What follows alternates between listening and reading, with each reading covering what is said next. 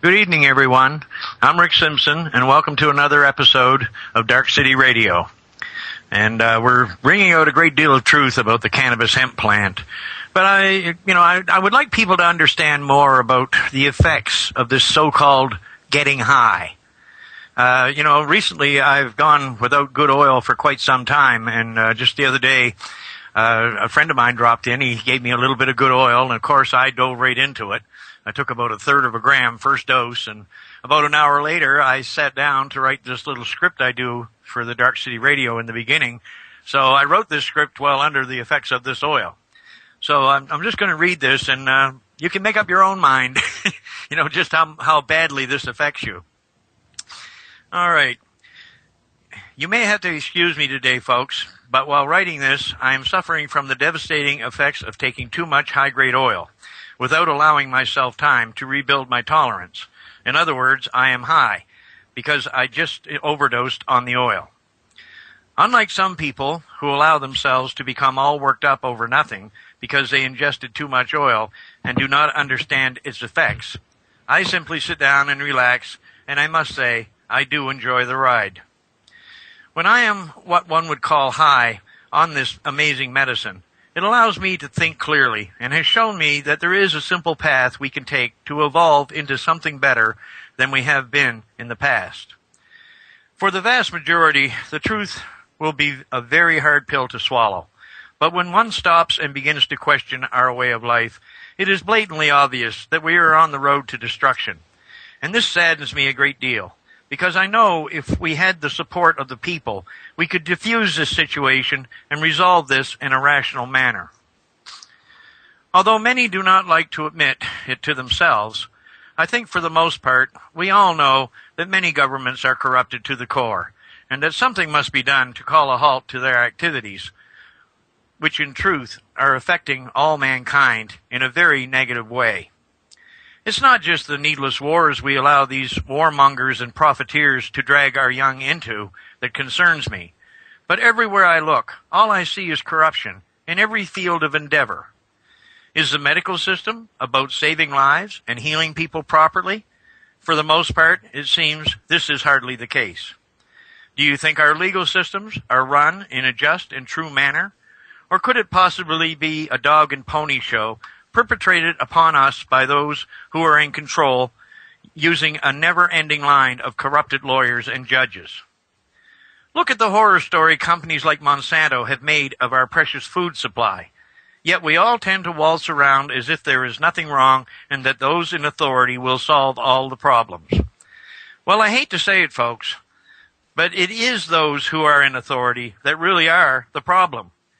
If we had ever been represented properly in the first place, our world would not have become the toxic quagmire that is ruled by graft and corruption. I encourage everyone to take a few minutes and really think about what is going on around them. After doing so, I believe many will suddenly come to realize that our whole way of life is based on lies and deception, and to continue on in this manner is truly unacceptable. We have the power to change it all, but to date, all we have lacked is the resolve to do so.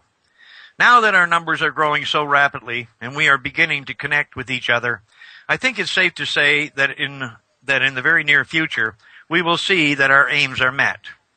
Freeing the cannabis hemp plant again will lead us on a voyage of discovery such as mankind has never witnessed in the past.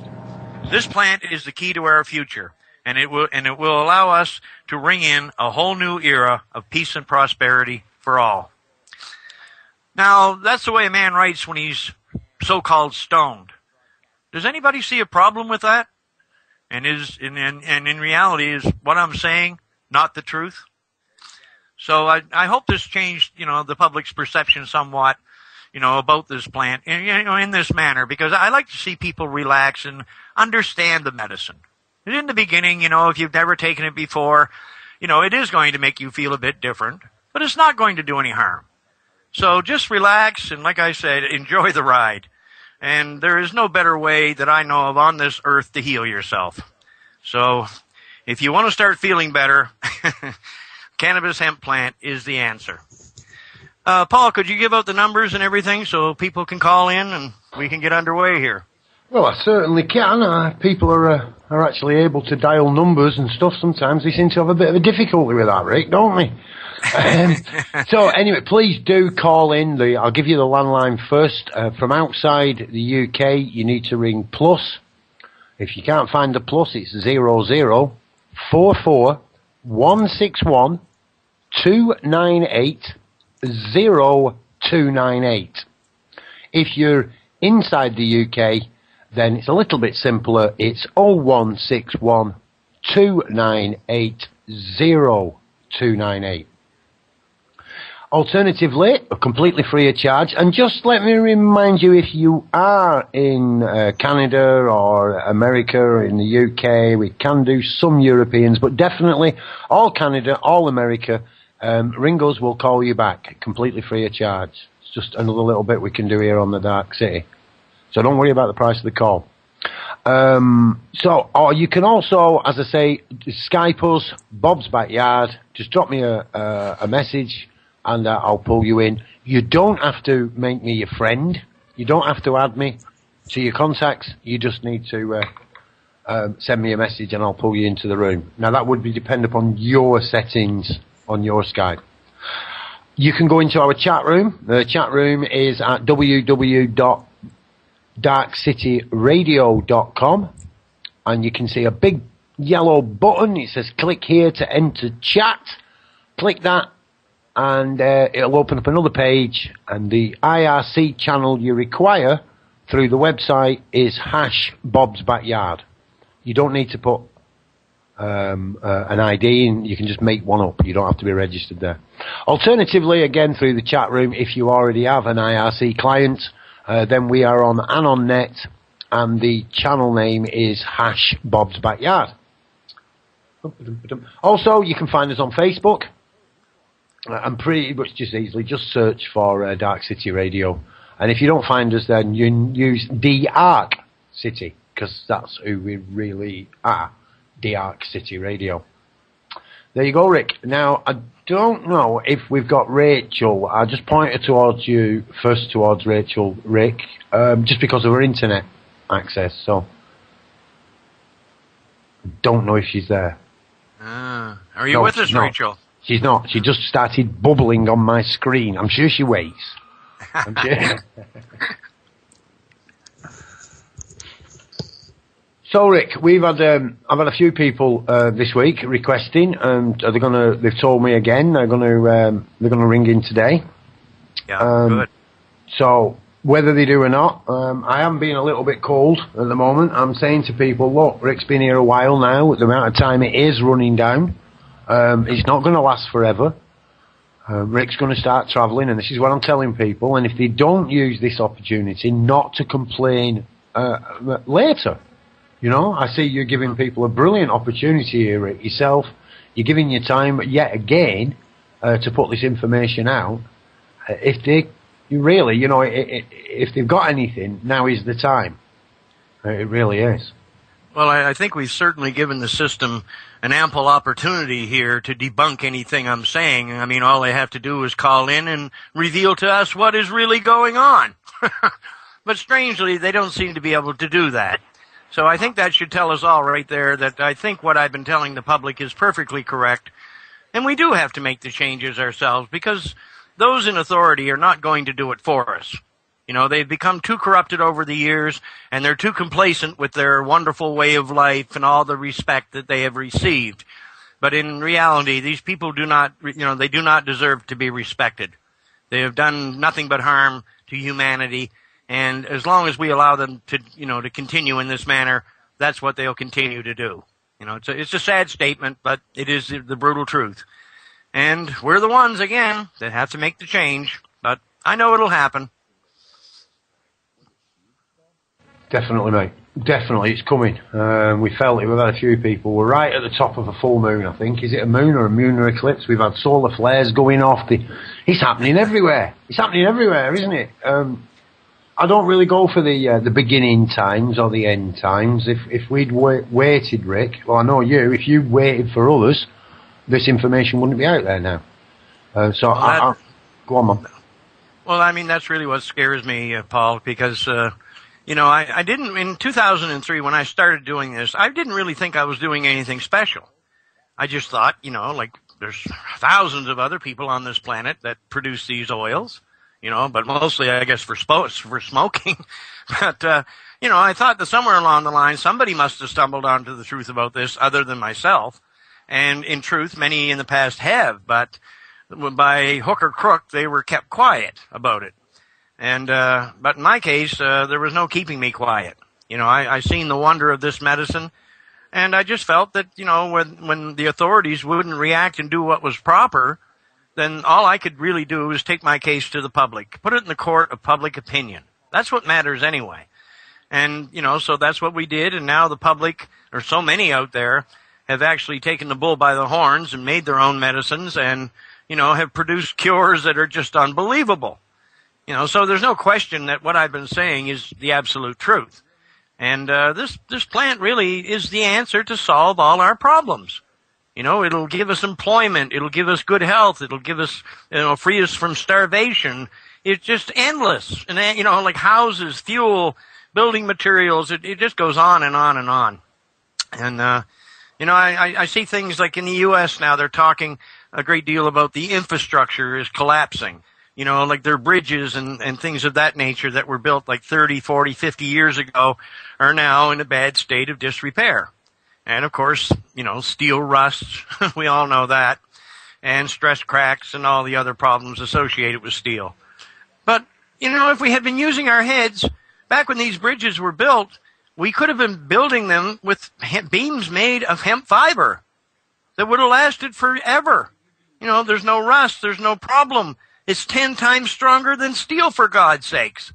I mean, we had to be insane to lace our continents, from coast to coast with bridges made from steel when we actually could have created them from hemp, which would have lasted so much longer and would have needed so, little, a very small amount of repair to maintain them. But it just seems the human race goes against, they go about everything in the wrong way. Let's take something simple and let's complicate it to death so nobody can understand it. And we'll create all these jobs for these experts, in different branches of these fields. They got so carried away with it all that I guess this is what has led us to where we are today. But, when you look at cannabis and what it can do for us, there's nothing complicated about it. And it's the same with the medicine itself. Practically anyone can produce this oil. If you have, if you have a rice cooker or a distilling device, if you have a pound of high-grade, hemp bud, good medicinal bud, and a couple gallons of solvent, some coffee filters and a few containers, and guess what? You just made your cure for cancer. So it does give us a future, but we have to stop and we have to look, back at what we've been through with what we call the current medical system. I mean, it truly is a bad joke on everyone. And we have so many people suffering now, worldwide. And, and the pharmaceutical companies are even attacking our children. Children must be on drugs. Well, I mean, I think that's lunacy of the first order. Our children don't need to be on drugs.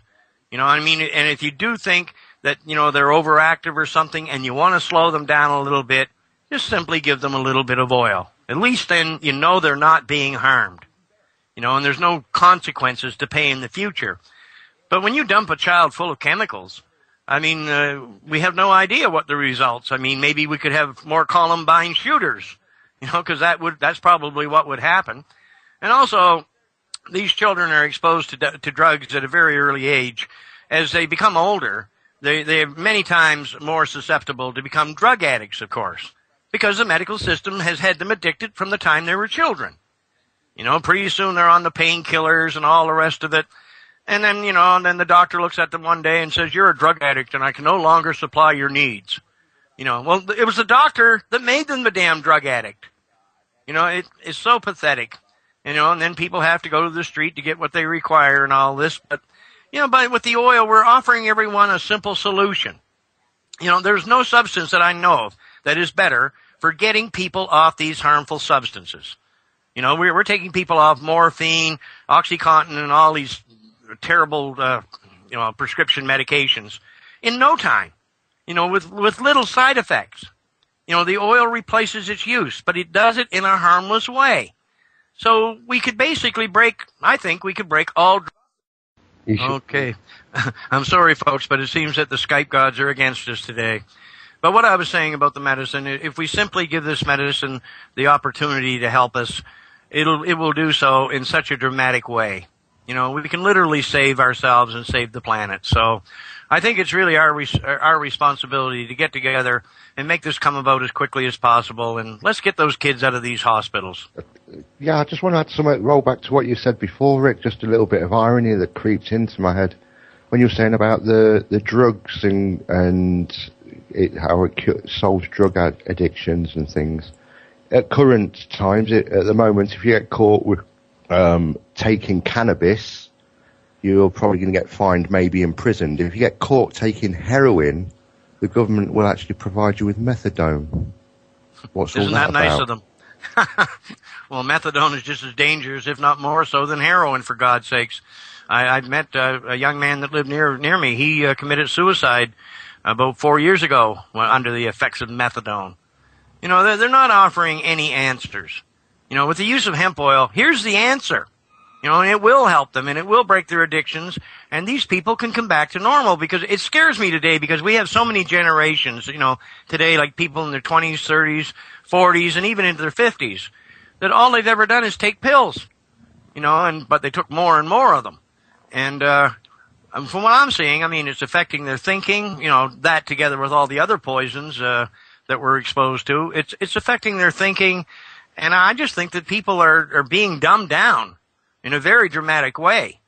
You're eating poison food, and your medicines are really poison and toxic.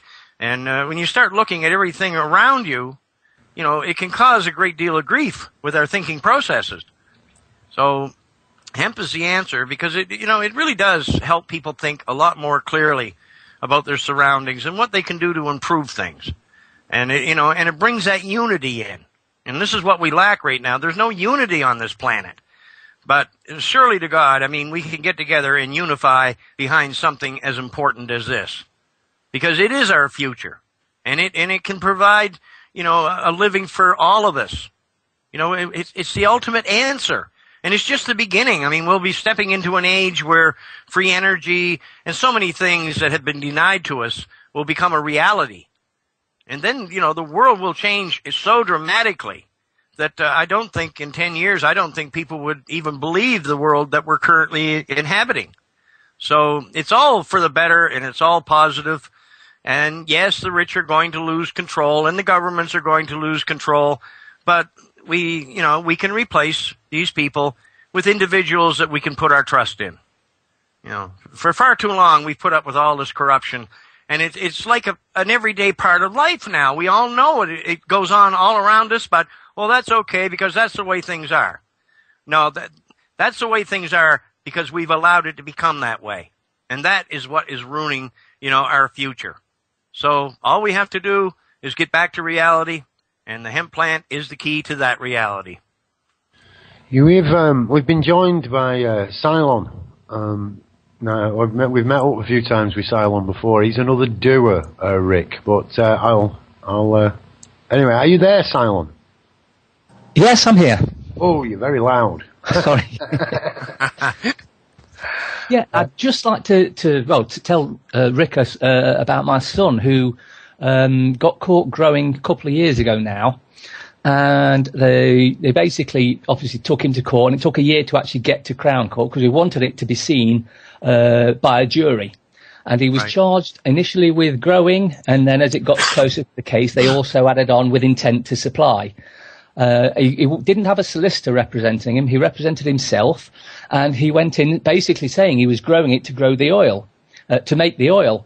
And he took your video, Run from the Cure, in on DVD for them to watch, but the jury weren't allowed to see it, just the prosecutor and the judge, and they both watched it. But he did mention what he was doing all the way through, and he'd been told by solicitors who he had approached to see if they would ask the right questions that he was looking at 2 to 15 years. And it was obviously a big deal. He eventually went through the whole case, explaining what it was all about.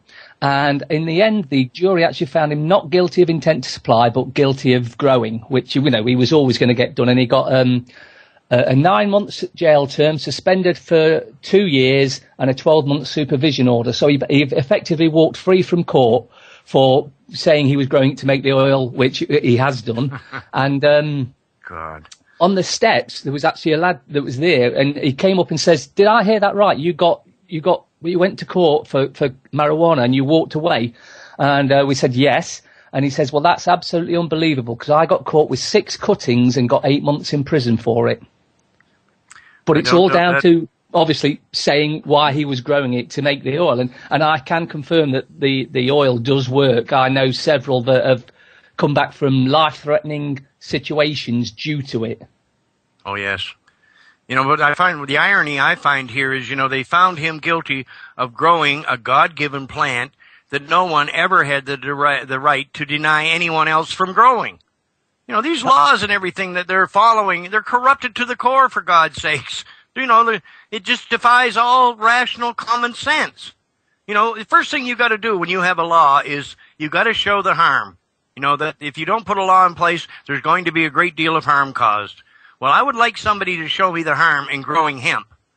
And again, like I said, you know, what right did they ever have, or did they ever think they had to, you know, to restrict the use of this plant in the first place? It's all madness, and I actually think that jury they deserve a good kick in the ass for not thinking clearly. There were 2 jurors. One, he was self-employed and said this case was going to last longer than 3 days, and it did. It actually lasted about a week. And the other one said that he didn't actually agree with the law, so he didn't think he should sit on the case, where in actual fact he absolutely should have sat on the case and put his point across, because if the jury doesn't believe a law is correct, they can actually get it turned over, you know, changed. Quite right. You know, I mean, there's no logical excuse for this. I mean, they can't use the Bible. They can't use anything. I mean, because we all know that basically the holy anointing oil was full of the same cannabinoids that my oil contains. You know, and that's what was doing all the healing 2,000 years ago, and that's what's doing all the healing today. But they just don't want to accept that, you know, because, again, they want to complicate it, you know.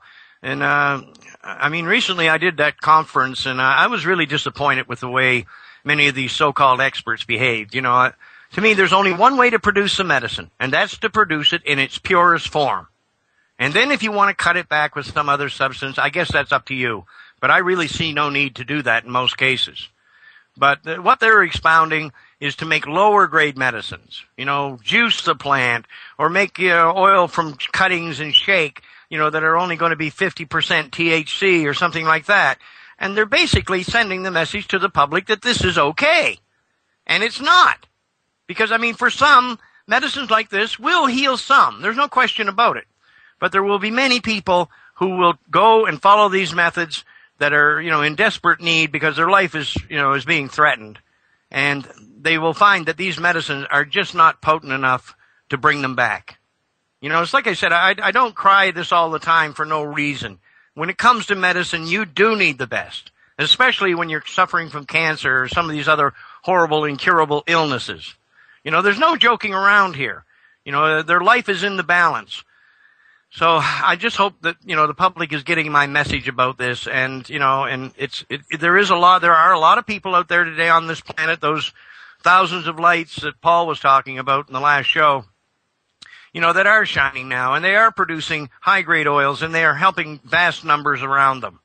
But there are also a whole bunch of them out there that, I mean, I find to be despicable, because they're simply making low-grade trash, you know, from shake or whatnot. They're passing it off as the real Rick Simpson healing oil, when in truth, it's not, in many cases, it's not even fit to smoke.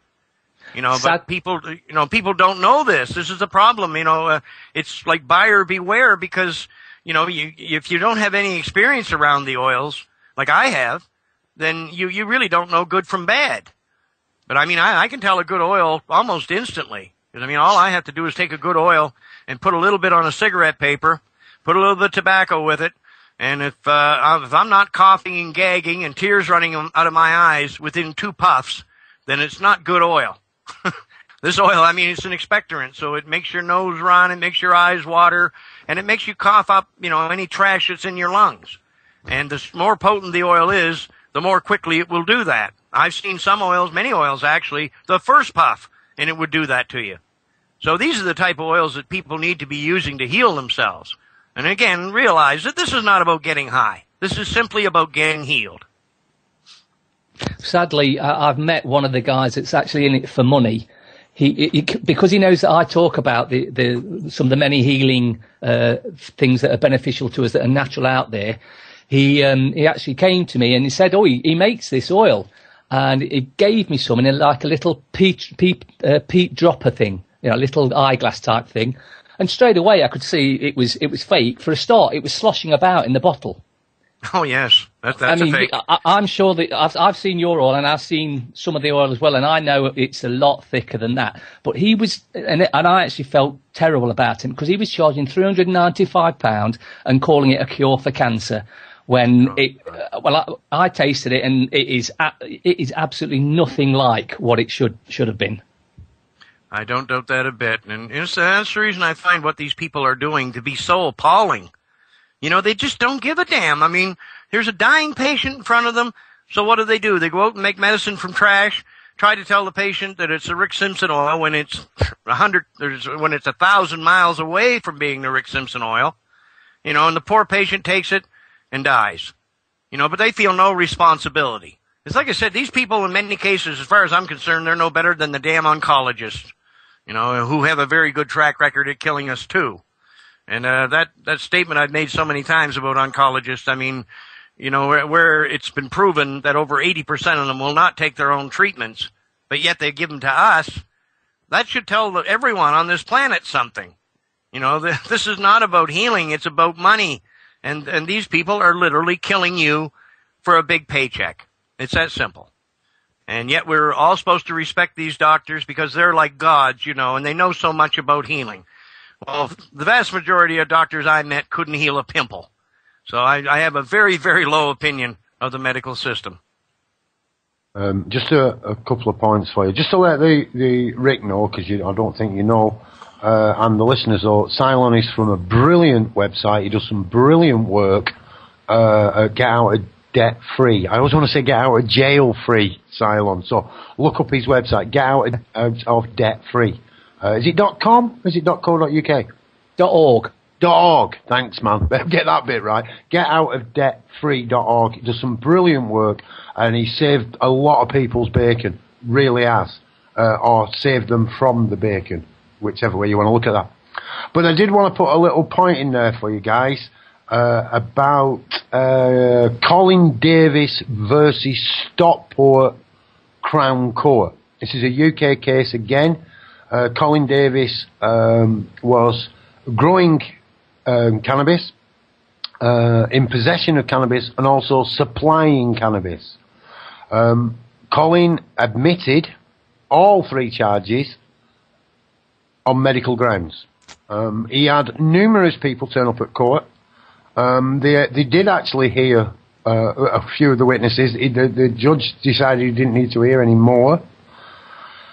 Colin was found not guilty on all three charges.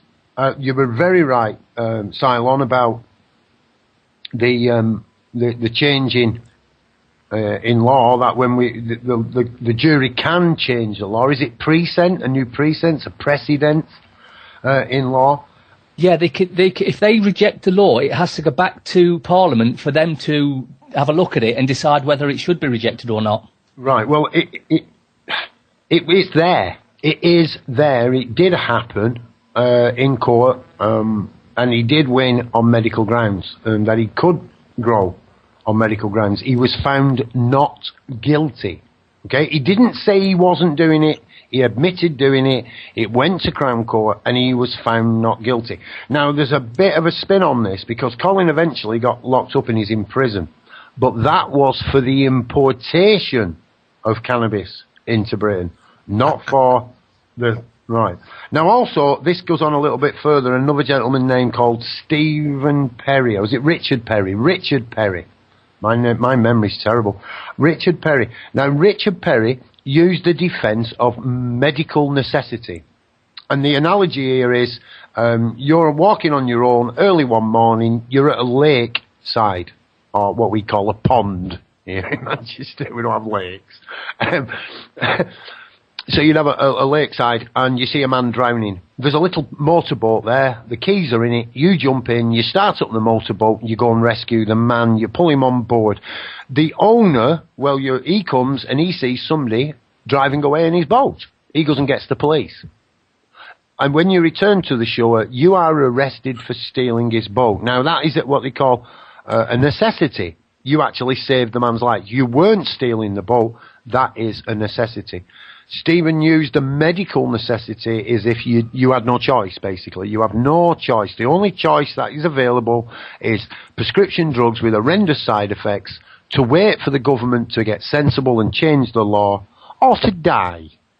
So they haven't really they're not being given a choice. So he won over a dozen cases. Over a dozen cases he won. And the law lords said it wasn't English law, and it was no longer an acceptable defence. So, the irony, what I'm trying to point out here is, many people have won. In front of the jury, they have won. And then they change the law yet again. If they can't stop this legally, then they stop it illegally. As far as I grasp it, there needs to be, under English law, and please, many of you know more about this than myself, there needs to be a victim and a perpetrator. There needs to be a loss, harm, fraud. It used to be deception, didn't it? Fraud, or a breach of someone's peace. Right. Within the growing of cannabis, when does this take place? I'm lost, me. I can't even see what law's being broken. I really can't. My house, no law is being broken, Paul. In reality, my house was raided where they removed 96 plants, 60 flowering stems, 30 cuttings, and 6 mother plants, and they smashed everything up. They wrecked the house, not just growing equipment, okay, yep. Radio am equipment smashed up. I think it was either just a vindictive attack or sheer ignorance. They just don't know what they're doing. And they saw radio am equipment, and obviously you use radio equipment for growing cannabis, so they smashed it up. So I was arrested. I wasn't in the country at the time. I was arrested. I was taken to court. Into the police station, held for 7.5 hours. Just basically locked in a room and left for 7.5 hours. Then I was questioned, and obviously after being put under those conditions, I was in no state of mind to be able to answer any questions, so I answered no comment to everything. 14 days later, I was instructed by the Crime Prosecution Service via Tameside Police that no charges and no further action would be taken against me, which I promptly told them there would be further action being taken against them by me. So yeah, I will get there with that action. It doesn't seem to matter. That seems to be my point. And I'm not a guy who likes to put a downer on things. We can win in the courts. But as far as getting the law changed to support this, I think we're a very long way. Well, they're going to just lie and cheat and change the rules to suit themselves. I don't see how we will get a fair fight in court. Oh, you're absolutely right, Paul. I mean, this is what I went through on several occasions. I mean, the police in Canada came to my home, and they were just like a bunch of spoiled children or something is the best way I could describe it. Big spoiled children with guns who like to smash things up. And that's what they did every trip through the house. They'd kick everything, and, whatever they could destroy, they destroyed. Because they're the police and they have the right. They're truly pathetic. And from what I've seen, and, going through my court case, for God's sakes, I went through that charter challenge, and I went through a Supreme Court case. And this was all about my right to use the most medicinal plant in the world as medicine. But yet they think they have, and it's just like you say, they keep changing the rules around as they go. And, I wasn't allowed a medical defense. I did tell the jury of, my own experiences with the oil and what I'd seen, but I wasn't allowed to put any of the patients on the stand to verify my claims, and I wasn't allowed to put the doctors on the stand, or I wasn't allowed to back it up with the medical or for the scientific evidence I had, because that has no bearing on your case. Well, it tells you right there the whole damn legal system is corrupted to beyond belief. They're not representing us, for God's sakes. They're fleecing us is what they're doing. And like I said, anybody that's ever put anyone in jail for growing hemp or using hemp in any way, they're the ones who should be locked up. They're the ones who should be filling these cells. Because, like I said, there's no crime against growing a God-given plant. And especially, just as Paul said, there's no harm factor here. There's no profit, there's no motive, there's no bad thing about it. It's just simply helping others. And that's what I was trying to do, and that's what so many others on this planet now are trying to do. But we're hitting these damn barricades left and right, and like you say, you go into court and now it's a new game. Because they changed the rules. Well, what I'm saying is, let's change them. Let's get rid of them. And like I said, we have to replace them with people we can trust. And they have obviously shown that they are not trustworthy. They're nothing more than parasites that are living off of our grief. And I think we need more than parasites to represent us. I totally agree. I really do agree, man. I'm also with the ideology of setting up the society in Spain. There's more there.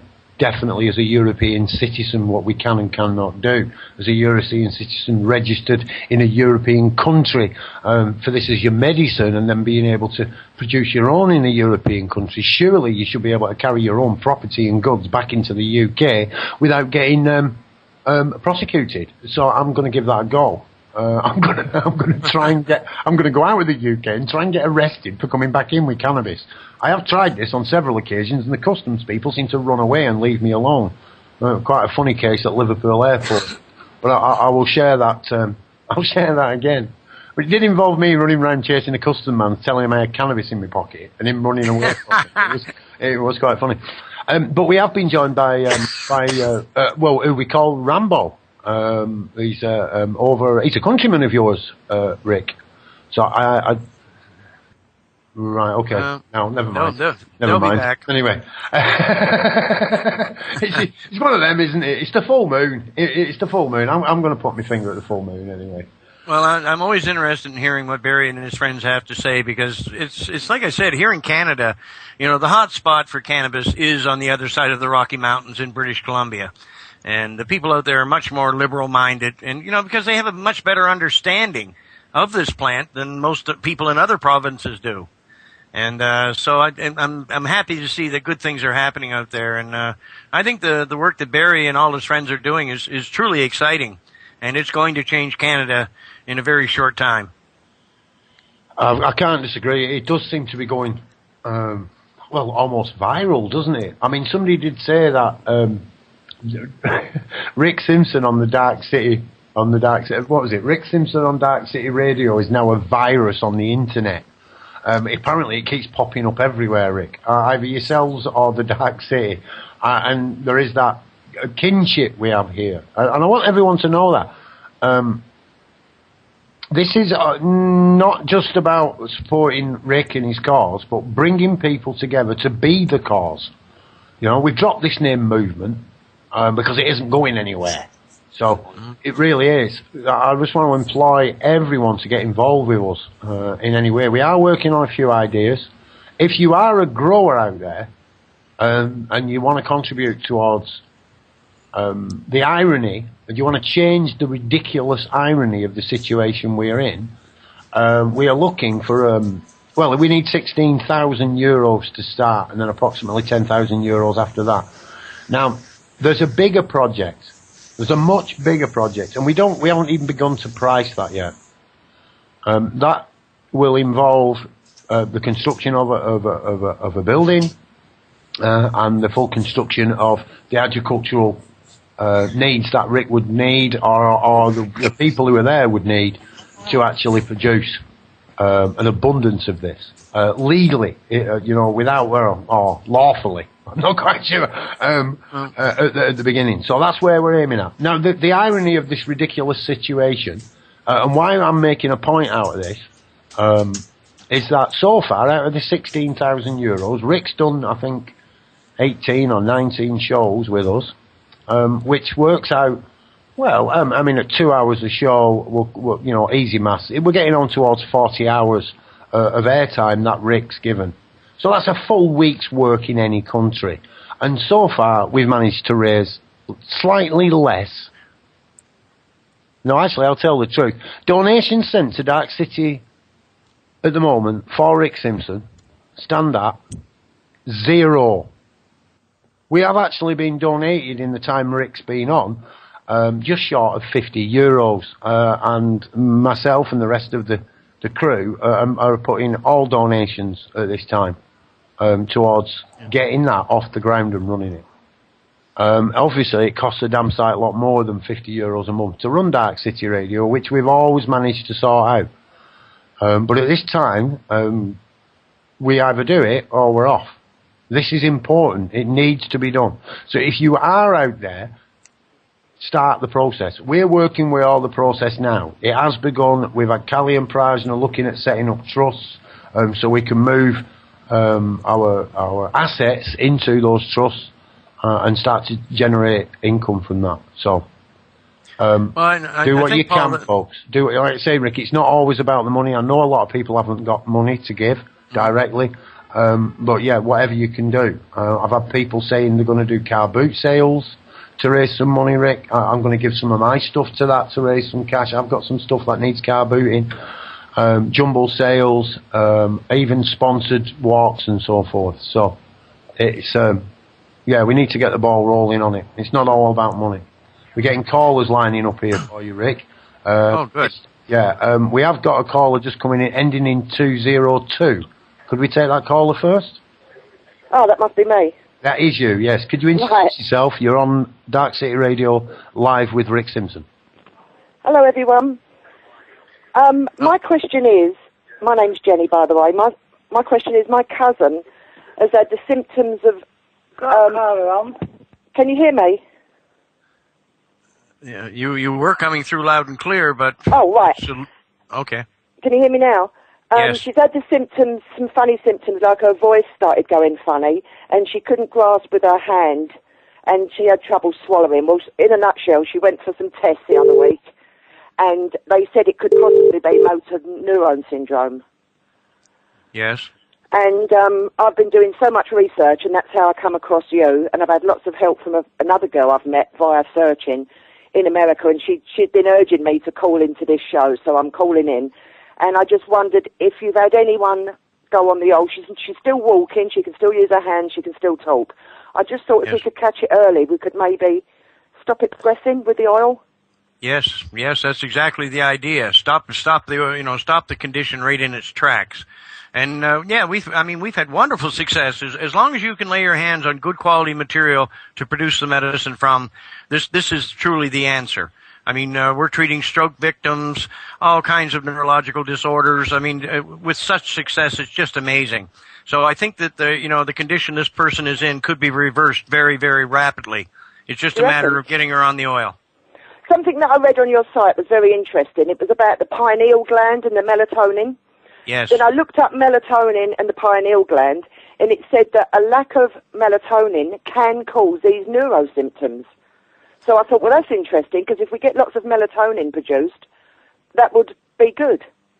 Oh, yes. I mean, that's what it's all about. That's the reason children can go sleep for 10, 12 hours because they have high melatonin levels. But as we age, we hit around 40 years old, our melatonin levels go right in the trash can. And all of a sudden, we can't sleep right, we get insomnia, and our health starts to suffer for it. Because, I mean, if you're not sleeping properly, it affects you badly in many ways. But, this thing with the pineal gland and the melatonin, it is so important, I think, to improve the quality of life for many, many people. But if I were you, I would get this lady on this as quickly as possible and try to keep her away from the medical system. I mean, it's the medical system that actually does present the danger here. Well, they've got nothing for it. They've offered her nothing. They've told her what was your worst nightmare that it could be, and she said MND, and they said, oh yeah, there's a good possibility it is that, and then they've not done nothing to help her. And they said there's nothing we can do about it. So she's in a state. There's your medical system, and thank God there's nothing they could do about it, because now this woman really does have a very good chance of recovering completely. But if they had got at her with their chemicals and poisons, who knows what would have happened. So you have had good results with ALS in the early stages, bulbar? Oh, yes. Even people just smoking pot have had pretty damn good results, in the beginning stages of ALS. But that, smoking pot is not the answer. You have to ingest the oil either by mouth or in suppository form to get the real, healing benefits that this oil can provide. How long for? Does she need the 60-gram course? I would say she should take a full 60-gram course, over 3 months. If she can take it more rapidly, that's fine. But try to get it into her within 3 months. And then at the end of 3 months, just drop her back to like 1 to 2 grams a month. Just a drop at night before she goes to bed. And that'll help her sleep and it'll help her maintain good health in all respects. So 1 drop a night after the 3 months, every night? Yes. And that's what everyone on this planet should be doing, like to protect ourselves from Fukushima and all these other horrible poisons that we're exposed to every day. I mean, our bodies in a very short time become full of toxins. But when you're taking the oil, even in a maintenance dose, it basically keeps you in a constant state of detoxification. So all these harmful substances cannot build up. So it truly is to your benefit to, for everyone to take the oil. But this is definitely... of taking it. She's terrified of taking it because of the strength of it, in case she has funny thoughts and starts getting paranoid.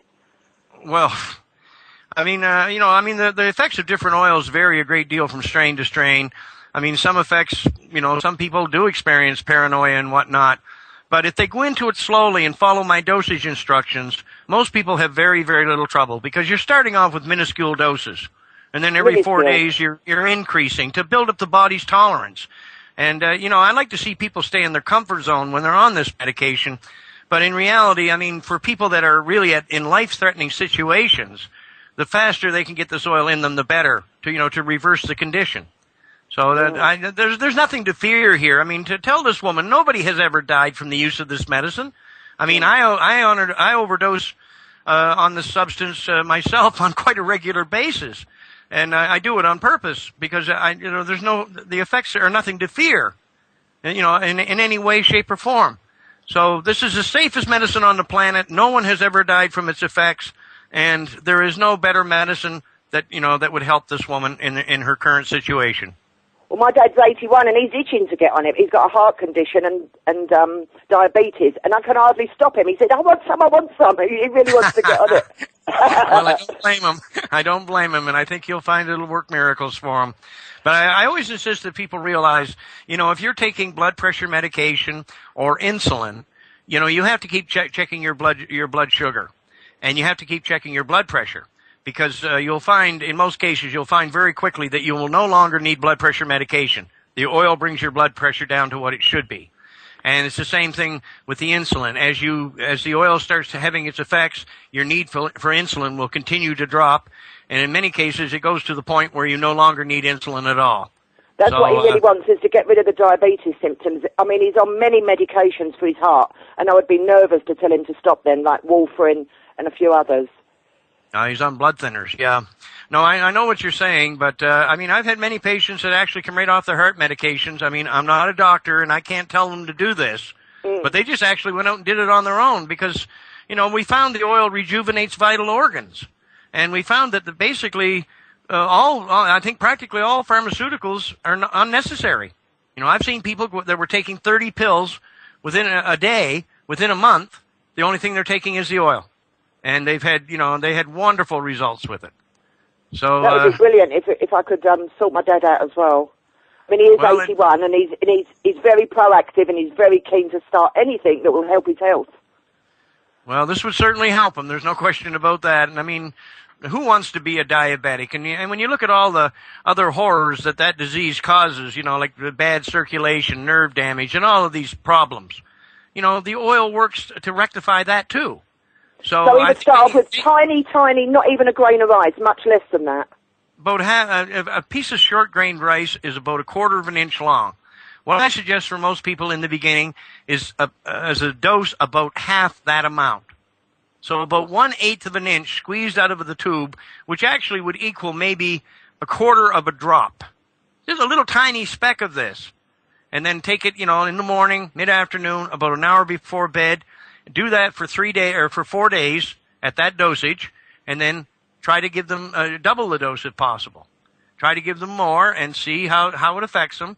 But in most cases, like I said, it allows the body time to build up the tolerance. And I've had many people that actually went through the whole treatment, and they swore that they never got high. Really? Well, that would be good. Really. So I did listen in last week, and you was going on about to stick to your recipe and not worry about CBDs, because I was looking at CBDs are very good for neurological problems. So would I look for a high CBD strain? Well, I mean, the thing is with CBD, there's a lot of talk about it, but the research isn't. I don't think the research is in place to back it up yet. I know there's several big-time growers in Israel, and they were producing some medicines over there, some oils with high CBDs, and from what I've heard, the results were very poor on people that had cancer. Right. Now, Okay. I'm not saying CBD does have its benefits. I have no doubt. All of the cannabinoids have benefits if you understand how they work together. But at present, I still suggest that people look for the high THC content, and whatever CBDs usually come with that. I've seen that it never interfered with the patient's treatment in any way, and they achieve good results. So for now, I would stick with just my recipe, because the testing and everything has proven that these oils are the purest and most potent medicinally possible. Right, so when I look up, if I can find a strain, what am I looking for? I'll have to buy it.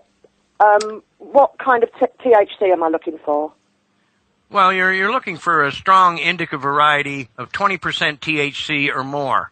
Now, there's many strains out there, like DNA seeds. They sell a variety called LA Confidential. That's about 25% THC. But I'm in England. Well, yeah, but you can get these seeds usually shipped to you, I think, without too much problem. I'm in England. Yeah. Yeah. But this is what you're looking for. I mean, there are strains that I use that were crosses between indicas and sativas, but predominantly they would be like 80% indica, because I was always looking for that heavy sedative effect that the indicas provide. But if you've got a cross, like that 20% sativa can, if it's the right sativa, it can give you a euphoric effect, which the patients, for the most part, really enjoy. About 45 minutes after you take the oil, you're sitting there and you don't care if the sky falls on your head. And then you get this sedative effect, and then you just go to sleep, and that's all there is to it. And when you wake up in the morning, you feel like living again. That sounds brilliant. So LA Confidential is one you'd recommend? LA Confidential, OJ Kush, Pineapple Kush. There's thousands and thousands of them out there, dear. And if you go online and check into these cannabis seed companies, you will find a great many varieties. And they do describe in some cases, or many cases, they do describe the medicinal benefits of the strains they're selling. So look into that and try to find a strain that suits your medicinal needs, and that's the one I would order. Brilliant. Thank you very much, Rick. I'll let you know how it goes. Before you get off the call, Lee, have you got a little bit you wanted to chip in there, mate? Yeah, I just wanted to say to the caller, obviously she's just getting a basic grasp of what the cannabis oil doing, is obviously asking good questions. But if you should take a look into what's called the endocannabinoid system in the human body. It's a natural thing that we have in our body, and it's what repairs any damage caused in our body naturally. And what cannabis does, it boosts it kind of like gives it gives it a rocket fuel, more fuel for it to be able to work, the endocannabinoid system to work. So if you want to grasp a basic understanding, I'd recommend to look onto that, and it will really teach you how it all links in and how it all works. I've been looking through a little bit of that. Some of it baffles me a bit, but I do find it very fascinating. That's why I'm calling in, and that's why I want to take this route. And another thing I'd like to mention too, dear, anybody who's a beginner in this, they really don't know what they're doing because they've never grown the cannabis before. So I always recommend that they buy a book like The Indoor-Outdoor Medicinal Grower's Bible by Jorge Cervantes. It's 500 and some odd pages long, but if you know what's in that book, you will be a hemp grower of the first order.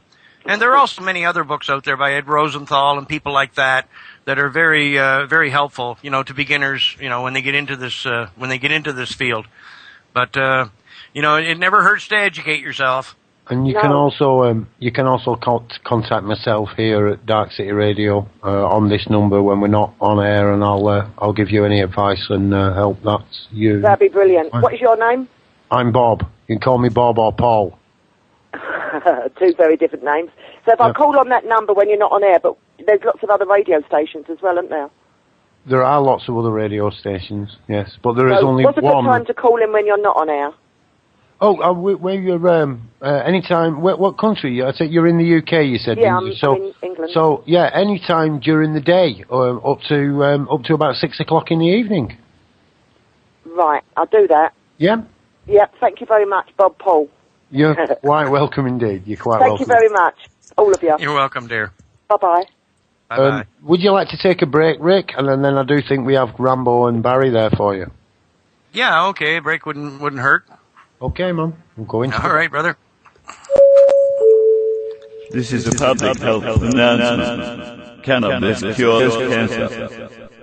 Tune in, boys and girls, ladies and gentlemen. Dark City Radio, every evening, every afternoon, every morning, in fact, every moment of every day. There is chat, laughter, music, and excitement like you wouldn't believe on Dark City Radio.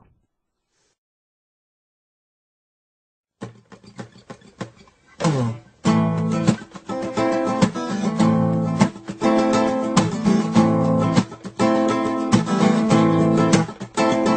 want to tell you all a little bit about a plant I know that can save the world. It grows long and tall and has flowers that can make your mind swirl. It's a funky plant with a fiber that is resistant to rain and mold. It's the strongest plant fiber known to man, the best rope you'll ever hold. Well, the pioneers covered up their wagon trains with a canvas made of hemp. And Washington and Jefferson grew it on their farms and said to make the most of it. The first stars and stripes were sewn on hemp, the first Constitution too. It's around the world for food, fiber, oil, medicine, and fuel. But if we press its seeds, we won't have no need for any other oil. We can make paints and inks, we'll run our car, we'll grow back next season, it'll fix the soil. The most nutritious seed we can put in our mouth with omega-6 and 3. We can feed the world with the tree of life and live sustainably. But if we cut down all the trees, we won't have nowhere to breathe. Grow fields of hemp instead. We can make our paper, build a house from it. It's the goddess plant going wild and free, living the way that we ought to be. Gonna leave my children a better world than my ancestors left me. Whoa, whoa.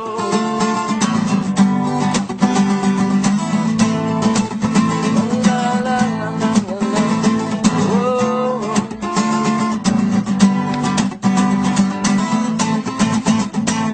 Well, the flowers of the female hemp plant make the best medicines on earth.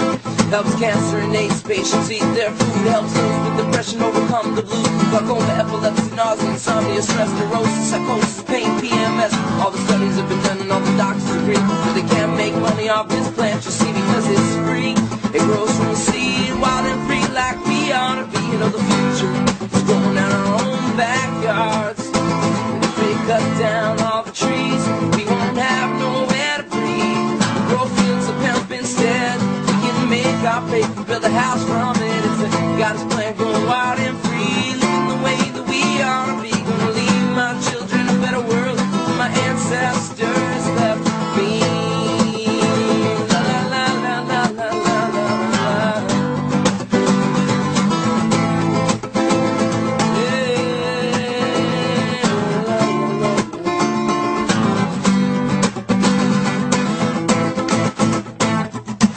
In this modern day and age when we seem to lack spirituality, this one single plant can bring us back almost 10,000 years in history. To the Shiva, Puranas, the Jesus, the Christ, the Buddha, the pagans, the goddess, the light. To commune with all the animals, commune with all the trees. To realize the goddess seekers inside me is the earth is a mother, we gotta take care of the earth. The earth is the mother that gives life birth, and we can heal our relation with a single green plant. We can start right now, but if we cut down all the trees, we won't have nowhere to breathe.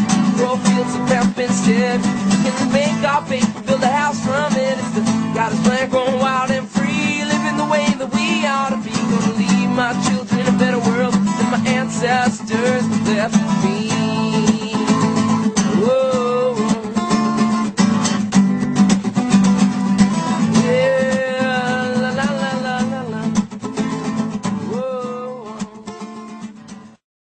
I mean, when I do shows on Papsite Radio in the U.S., it's just a constant stream of people calling in, and I think that banter between me and the individuals who are calling in is important, because the public are learning more and more about this medicine as we go.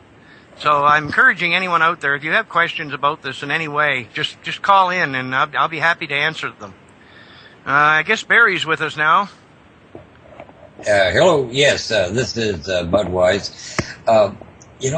What I really appreciate about this whole radio thing is that people like myself should be able to encourage and gain the confidence of people out there that are still fighting the old, rumors and whatever they want to call them.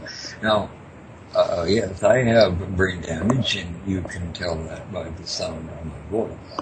I was on $2,500 worth of various different medications a month, and now I'm on a legal prescription for cannabis.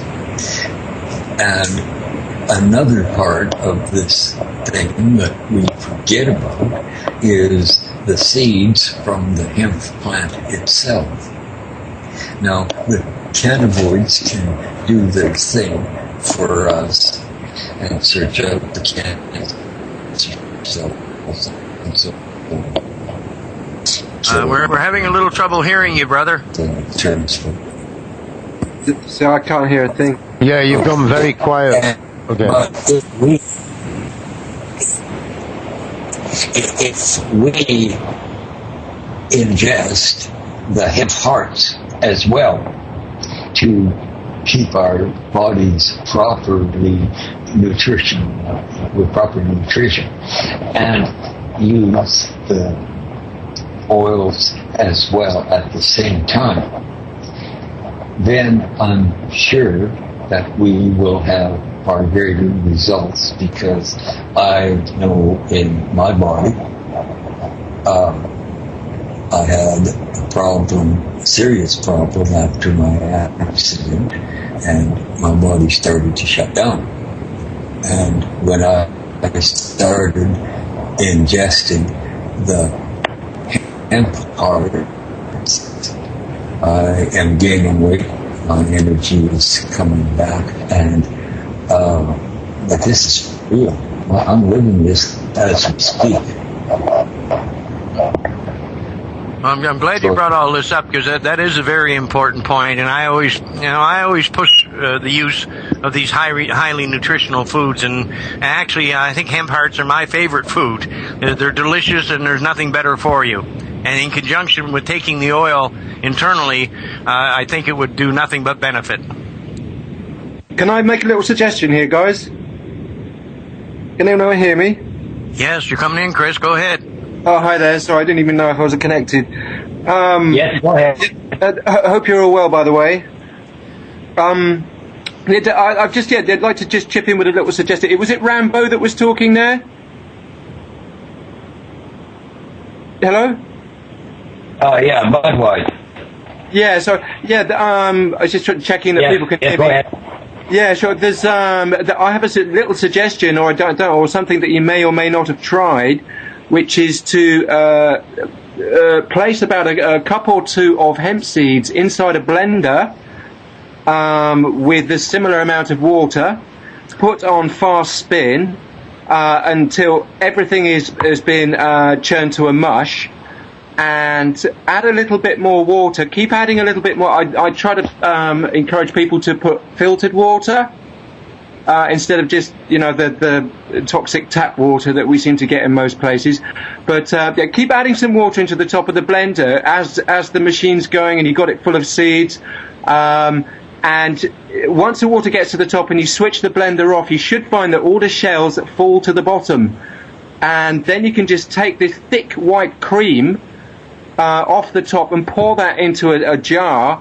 And you can drink that on its own. I think it's probably or undoubtedly the most nutritious milk in the world, rivaled by nothing. But what I like to encourage people to do sometimes is put, because I know Rick's not very keen on the hemp leaf. I mean, and I understand why, because of the toxins. So what I try to do is encourage people, unless the hemp, of course, is grown in a nice, clean, pure environment. But I personally buy wheatgrass powder, and I add about 2 tablespoons of wheatgrass powder to the hemp milk. Or the hemp seed milk, and shake that up in a jar, sometimes with a little bit of spirulina as well. And that, I think, is again, that's a kind of, it's an ancient drink. I think it has very strong connections to the bang that is mentioned or spoken of in India. And I mean, it's the sort of it's the basic constituents of bang that I'm talking about. But yeah, I just wanted to put that out there, and I don't know if people have tried that, or maybe they would like to try that. Oh, I think that's great information, Chris. I'm all in favor of anything like that. And yes, I mean, I can just imagine what it would, what kind of milk that would make. It would be the most nutritious milk on this planet, bar none. Yeah, I'd like to also add that I mean, personally, I used to get 25. I used to get 25 kilogram bags from the fish shop on the market, oddly enough, because that was the cheapest source, and that they were a very, very fresh seed, a very nice taste, and I went with that one. But I found if I took some seeds and threw them in some water, it's what I call the monkey trick, because I saw a documentary actually of some monkeys, and they used to get seeds and chuck them in water because they realized that any stones or grit or old seeds would fall to the bottom of the pond, and they skimmed the good ones off the top with their hands, and it would prevent them from losing their teeth, because if you get the odd stone inside some seeds, it will remove a tooth. So I strongly suggest that to anybody that they, before touching any hemp seed, they soak them in water and let the rubbish fall to the bottom, and then skim the good ones from the top before making the milk. Well, I love the hemp seeds just as they are. I mean, in Europe you can get them like caramel flavored hemp seeds and things like that, and you just eat them, and they're delicious, really. My only problem is I have false teeth, and the fit isn't really that good, so a lot of the little seeds and stuff get in under the teeth, and that can be a little painful. But still, I really enjoy the taste of these seeds, and I think it's, like I said, I think it's the best food source on the planet. It is. Yeah, undoubtedly. Especially when you add it with spirulina. I was going to say, if you shake it open. I think Budweiser. I don't know if we're calling him Budweiser or we're calling him Rambo now, but I think he's trying to get back in, Rick. Yep. Yeah. Okay, what we have over here on this side of the pond is we have pre-shelled what they call hemp hearts. Yes. And basically, now I have a whole bunch of stuff that I do with these, and because I do research and development on superfoods, and so I like to make a porridge out of real wild rice, and then I add in about 1/3 of a cup of hemp hearts into as much porridge as I intend to eat, and I put a little bit of cinnamon, a little bit of maple syrup, pure maple syrup, and stir in maybe a little bit of butter or something in general, just to give it a little bit of flavor. Because if you can't get people to eat something, if it doesn't taste good enough for them to want to eat it, nobody is ever going to eat it, and the masses die. And this is the problem that people in my position face, because we have to make it palatable, and so people will want to eat it. Now, I have a PhD that runs marathons. She's a friend of mine, and so we're working up different diets for her, and she is going to be experimenting with a smoothie type drink that's fortified with hemp hearts.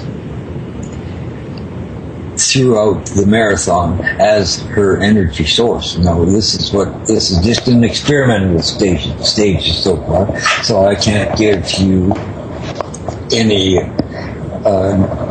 any findings on it. But we're having very positive effects on her training with her ingesting a third of a cup of hemp hearts a day.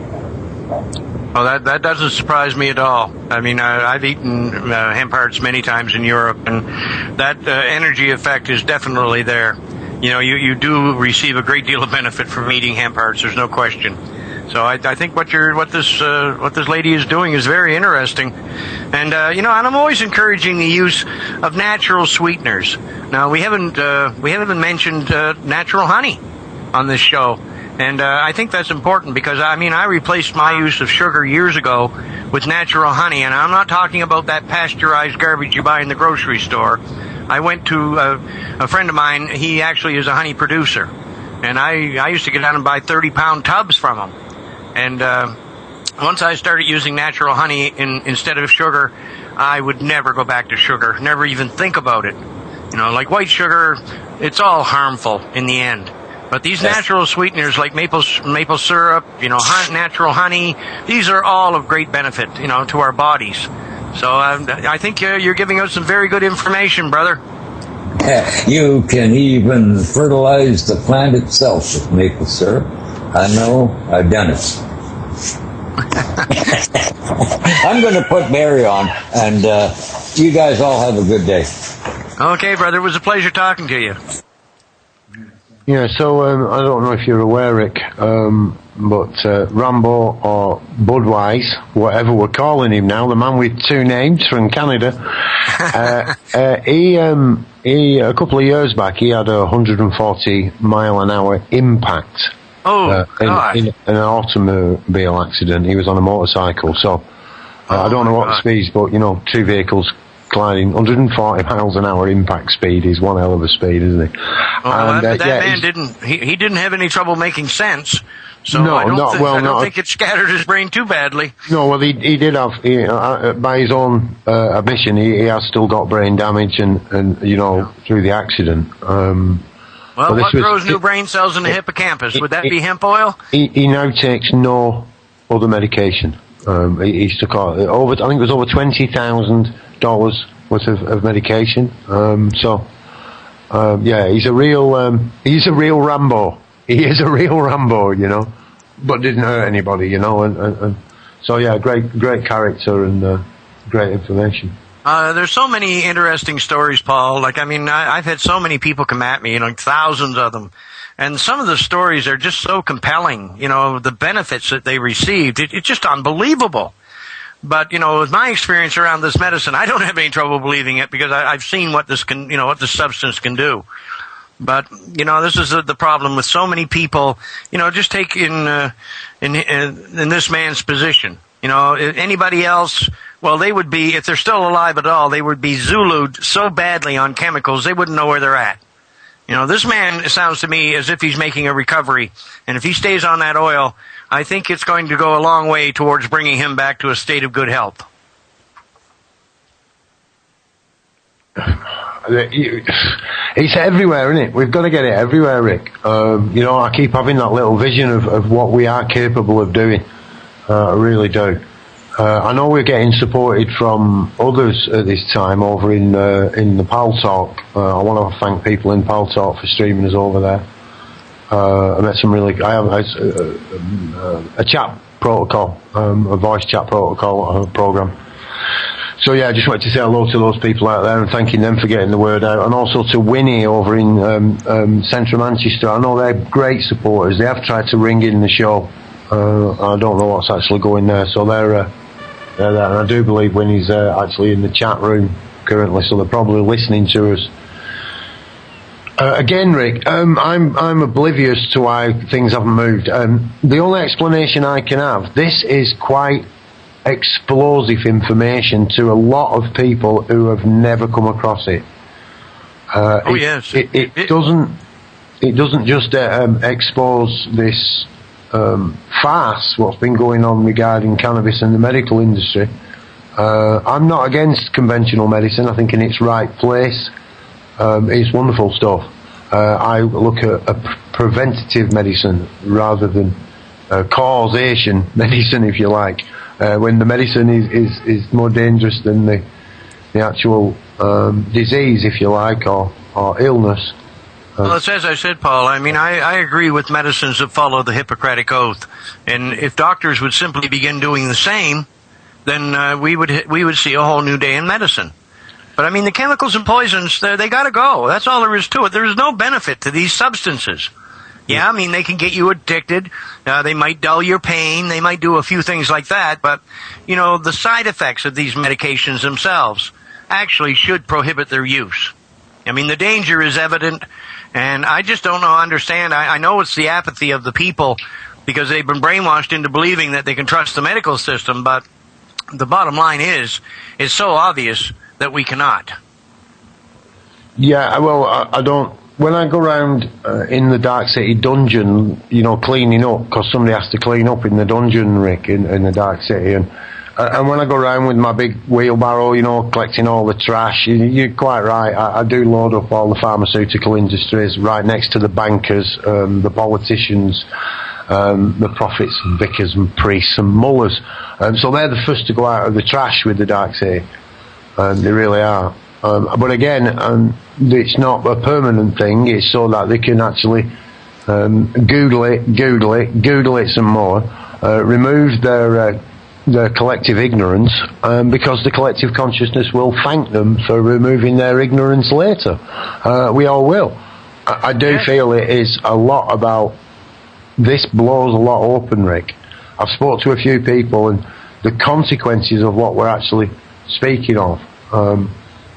There's a lot of people out there, Cylon, who's joined us, realises that the fake and the con that's being done with money and bailiffs and the bankers, you know, robbing us on a regular basis. These people are behind that. They get that the hemp movement does expose what's going on within the banks. It exposes what's going on within governments, within the medical industry. It is a big exposure for people. We do, Chris has pointed out on one of the jingles, when the flash, when you hear and you see the flash of Darkcity, duck and cover, because we aren't coming, Rick. We're already here. They're already here. Them little lights we spoke of, bro, they are beginning to shine, and I'm convinced them little lights are going to come together, and it will be one almighty blinding flash. And that flash will bring us all freedom. It would be like the Berlin Wall coming down. We're all tearing it down from all sides. And it's going to be a breath of fresh air for everybody. Well, it's just about going about it in the proper way, Chris. You know, if people don't lose control and, you know, we don't get into anarchy, it's all this can be resolved in a very simple way. It's just a matter of us uniting, stating our case. There it is. Now, then all we have to do then is look at the police, the politicians, the medical system, and all the rest of them and say, look, get out of our way. You know, we know the difference between right and wrong, and it's obvious that you do not. So we're not paying attention to you anymore. We're the people, and we will live by the rule of the people, not by the rule of the rich. Well, exactly. Yeah, follow the voice inside, isn't it? Follow the voice of our soul, you know, and our intuition, and what, as you suggest, what we feel is right, not what we're told is right. Because it's often two completely different things. But, they certainly do. I think Barry may be there now, ready to bust. I know he's got some news. He's been very patient, turned his microphone and his headset over to Budweiss. Are you there, Barry? I'm here. How you doing, brother? You're a bit loud, Barry.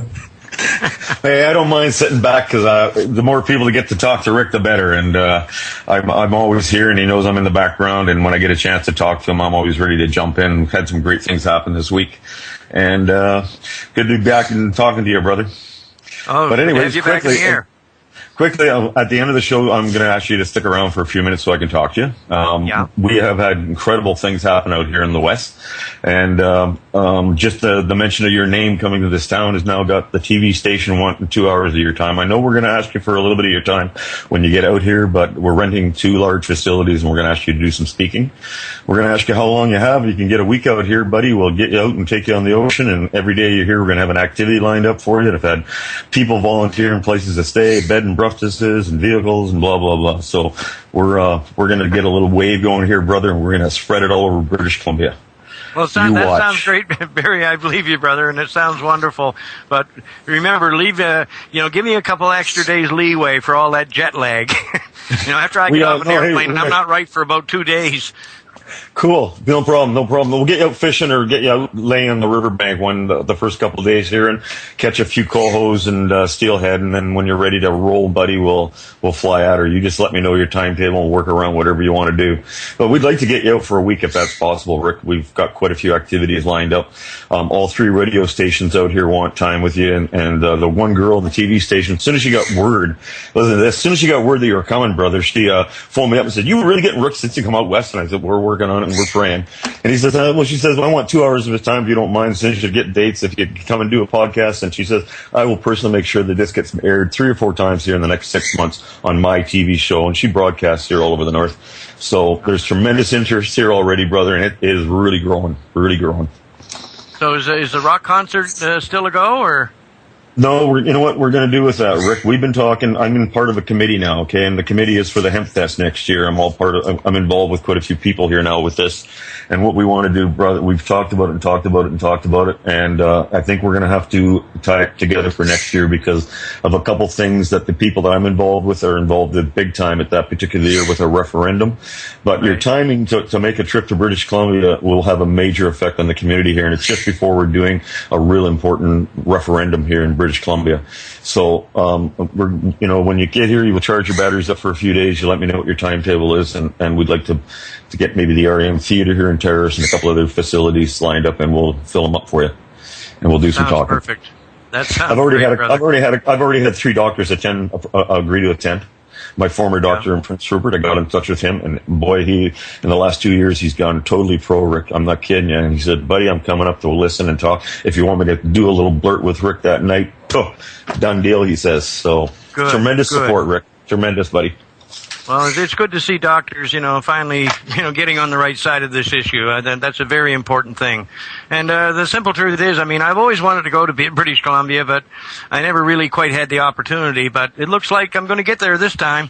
Your tickets are going to be in the mail this, Rick. You just send me a mailing address, and your tickets are going to be in the mail this week, my friend. You just let me know your timetable. We want to do this the last weekend in August.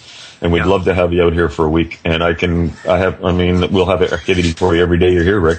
Just unbelievable country. There's lava beds. There's all kinds of traditional stuff to see around here. We're going to get you out in the ocean, and the whales are around. Just unbelievable. You get out and see the old railway museums and the fishery museums, and it's just unbelievable country up here, bud. And I'm looking forward to having a chance to show it to you. That's great. And as long as we have some good medicine available. You are coming, my friend. There's no if, buts, whens, wheres about it now, my friend.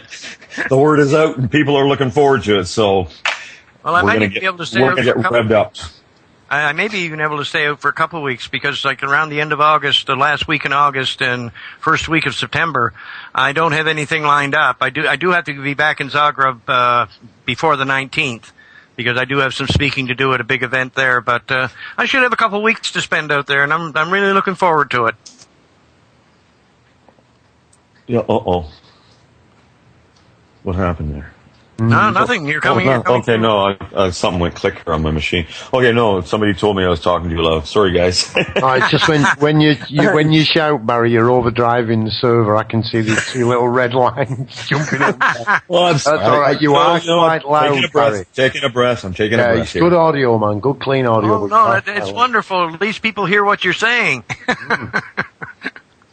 I got lots to say with somebody, I'll tell you. Everything you say. I didn't get to listen to a lot of the show because I turned the headset over to my buddy here, and we only have the one headset, so actually I haven't had a chance to listen to much of the show at all today. But glad other people do. We're going to be repeating the shows on the radio station over and over again. This is what we're going to be doing now, all of them. We've had a few problems with the website and stuff, so we found a workaround. We'll just keep putting them on live, so they'll be there over and over. We have got a question from our chat room, from Simon, commonly known as Simon, regarding sufferers of Alzheimer's. Rick, have you? I know the answer to this, but hey, yes. Any good, Rick? Cannabis oil for Alzheimer's? Nothing better. I remember, one of the earlier Alzheimer's patients I worked with was a man from California, and he was in his 80s. He had sold real estate and jewelry and that type of thing. This man was quite well to do, but all of a sudden he started, showing the effects of Alzheimer's. So his daughter contacted me, and she told me what was going on, and she went out, she made the oil, and she started giving it to him on a steady basis, his doses. And I think it was something like 2 to 3 weeks, they seen a marked difference. He was coming back. Within a month, from what I'm told, the man was completely back. His thinking processes were all in order. And the last I heard, he went back to work. So I don't think there's anything better, for Alzheimer's. When I look at Alzheimer's, I kind of wonder in many cases if it's not actually caused by the doctors themselves, because, just the chemicals they give people, that buildup, is sooner or later has got to cause, it could easily cause, effects of dementia. And basically that's what Alzheimer's is. So, I think that this oil is definitely the answer for anyone that's suffering from this condition. And I do not know of anything better. Are we still on? That was me, muted microphone, talking to the muted microphone. God, I'm going to blame it on the moon. It's not often I blame it on anything else. I often take responsibility, but hey, this is getting ridiculous. Just if people out there again, please keep calling in. I can see the numbers going up and up and up. So yeah, it is getting there. So please, keep supporting this. Keep ringing in, keep putting the questions forward, and keep putting the word out there. I can't stress this enough. I know I like to have a laugh and a joke. I do like to use humour. I think it's a great tool, a great healing tool. But it takes some doing to keep focused on a positive side of all this. It really does. So yeah, once again, big thanks to everyone who's helped us out in the last few weeks. Your support has been greatly appreciated. I used to like to do some of those shows. I did 2 or 3 shows with Vinnie Eastwood in New Zealand. His show's called The Lighter Side of Genocide. What a character. But, again, a great warrior in the cause, and I have a lot of respect for Vinnie and Max Egan and, David Icke, so many of these people. They're out there fighting this war for the public, to bring attention to what's really going on. And I think that they all deserve as much support as you can possibly give them. I know this issue, it surprises me, the lack of support, money-wise that we get. But this business with philanthropists, well, as far as I'm concerned, philanthropists are only philanthropists when there's something in it for them. They don't want to do anything that's actually going to help the human race, because somebody would have come in behind this cause a long time ago if that was really the case. So it really is something that we have to do on our own. And whatever funding is required, I know, even if it's $4 or $5, anything, it can help. And, because, this is so crucial to our future. And all these good people that are working for nothing to try to bring this out, we do deserve support, because there's no greater cause on this planet. I mean, what other issue encompasses so much? When you look at, the health of your loved ones, your children and your grandchildren, without this oil, there's not going to be any health. Your loved ones will suffer and die for no damn reason. Now, if that's not a good enough reason to get off your ass and do something, I don't know what is. And this issue concerns the well-being of every man, woman, and child on this planet. It's not just about you or me. It's about everyone. And how much benefit, that this plant can provide. So, for God's sakes, get behind us. Help us in any way you can. We really appreciate it. And you're not doing it for us. You're doing it for the public. You're doing it for the people. It's not about us at all. And I've often said this before. People point at me and say, well, he's the prophet and all of this. And, I don't care who gets the credit for this. If they want to give the credit to Mickey Mouse, they can. I couldn't care less. What I care about is seeing this medicine made available in the fastest possible manner. And to me, that's all that's important. Yeah, Rick, I'm right with you, man, on all that. There are, should we call them agents of the Dark City. They are out now at festivals, at meetings, at gatherings. They're at meditation groups. They're at aquaculture, permaculture groups. They're out there now. It's happening. It has already begun. So if anyone is out there and who's thinking, yes, I might get involved. Rick's right. Money always helps. We shouldn't have a problem with it. We have had a problem with it. It's what we're going to do with it, not what they've done with it already. We do need a bit of a cause, and we've got one. I see it anyway. I see it loud and proud. And well, what else, Paul, can you actually invest $5 in and actually know that it is going to make a difference? My thing is, Rick, if they don't, they will lose the opportunity. I mean, what greater thing to sit there in 30, 40, 50, whatever years' time with your grandchildren on your knee, telling them you were there. You were there right at the onset when the people gathered together and we began. We began to heal ourselves. We turned over the banks. We turned over the governments, and not a single drop of blood was spilled. What a wonderful goal. This is the beginning, Rick. This is one of many fronts. One of many fronts. And Rick Simpson on this front is our general. But do not think there is not an army of soldiers ready. Ready.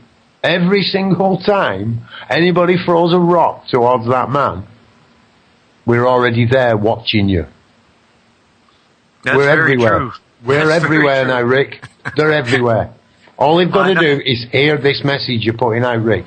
I'm convinced what we're doing here, all of us, okay, not just Rick, but all of us, all the listeners, all the viewers, I am convinced now that this is going to have a reaction. Because it already has had a reaction.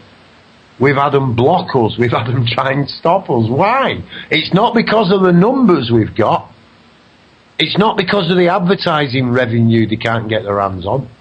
It's for one reason only. The message we're putting out. The message we're putting out here is a positive message of us making the difference. We're not blaming anybody else. If anyone's to blame, it's us lot for allowing it to get this far. You're going to miss the opportunity because these group of people which are starting to band together now around this little tiny spark on the internet have got the abilities, they've got the know-how, they've got the energy and the ability. It's going to happen. I'm hoping it's going to, I think there's going to be a big change just actually next month, because if CNN comes out with all of that documentary and then American Drug War 2 and this other conference I did at Berkeley, at the university in Berkeley, California, if this all comes out, I really think that this will crack it wide open worldwide. But it's actually up to us at that point. You know, when it's recognized, then we have to stand and say, okay, now who owns this medicine? Do we, the people, own it? Or does some damn drug company or government control it? And that's where the shoe pinches, as far as I'm concerned, because that's when we got to put our foot down and tell them point blank, this belongs to us. It does not belong to you, and we will not allow you to control it any longer. You know, enough of this nonsense. So I think if we do that in a rational way and we approach this properly, that we should be able to achieve a very smooth transition, you know, to a much better way of life. And the medicine will be available. You know, it frustrates me right now because, like, right now it's planting time here, or just about planting time. And, I mean, we should be planting thousands, tens of thousands of acres of this stuff, you know, just to supply the needs that will arise in the future. Instead, you know, here we are restricted, our governments won't allow us and all that, so we just continue on suffering. You know, we've got to break the mold sometime. And I firmly believe this is the time to do it. We could put food in every child's belly in Morocco. With every single one of them could have houses that don't leak. The poor people in Morocco, every one of them with free trade opening up straight away, immediately. Every single person throughout Europe could have the cure for cannabis. A cure for cannabis. Cure for cancer. The cure for cancer. It could happen almost immediately. With the right finances, with the right people in the right places, we could open up the trading routes over into Spain and begin to supply every single person that needs it through that little, a society, a foundation. Lee knows more of the right names for that. We can set this up, we can have it running for less than 16,000 euros. It can be done. We can legally open up those trades. Once those trades are opened up, the corrupt police and government within Moroccan society and the English and all over the place can no longer enforce their illegal taxification on us. Whether it's done through a bribe or it's done through a court. This has got to stop. The goods are already there. They're there.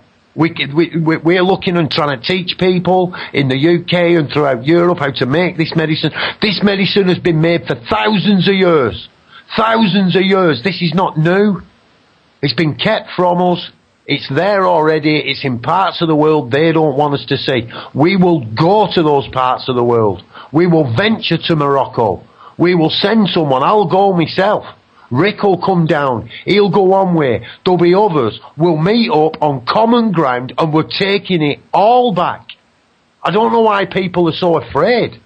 We need free, fair, international trade. Free, fair, international trade. And I'll tell you what the opposition, if you like, are scared of. That does not include munitions. That's who we're up against. There's two businesses on this planet. Yeah, I would have to agree with that, Paul. I mean, the bottom line is we do have to start, beating our swords into plowshares, and that should have been done a very long time ago. It's all so pointless, and you see the destruction of these magnificent cities in Europe, like during these horrific wars. It's mind-boggling that we allow such things to even take place. And there's no damn reason for it. It's just a lack of understanding. If Germany back in, say, during the war, before the war, if they hadn't had their borders up in the way they do, and the people had been other countries, had been the Germans and the French and all the other surrounding countries had been traveling more freely, they would have understood each other. And then when Hitler got up and screamed, we have to invade, well, there would have been a lot more people that would have disagreed with him. But the trouble is they keep us in these, prison cells called countries, and they brainwash us into thinking that other countries pose a threat, when in reality they do not in most cases. I mean, when you look at wars, for the most part, it's just simply about money, power, greed, and I honestly say that, these rich banking families, they are addicted to the power. They're just like junkies. They need that needle shoved in their arm that gives them the power. To overcome and to continue controlling us. But, this is not any reality that I can see that the human race should be experiencing. This really does not make any sense. I think we're much better. I think we're all much better than that. And if we simply put our minds to work a little bit, I know we can create something that does make some sense. With little effort. So to me, it's an open road ahead. All we got to do is travel it in the proper way, and I know we'll achieve our goals.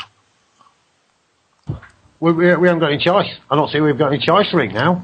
We've gone too far. We have gone too far to turn back. Little solutions. I like looking at little things. I don't know if anybody's come across these electronic cigarettes, which in my early... looking at one of these devices, it looks like it's a miniature vaporizer. That's exactly what it is. Yeah. Well, that's how I would describe it. It's a miniaturized vaporizer. I've done a few inquiries on what we need to be able to float a carrier, basically, a good carrier. These things are being sold with a nicotine oil in them at the moment, flavoured. It seems to be targeted at very young people, what they're calling them, bubble gum and Juicy Lucy. Many of these companies, Paul, they're mixing this with glycol.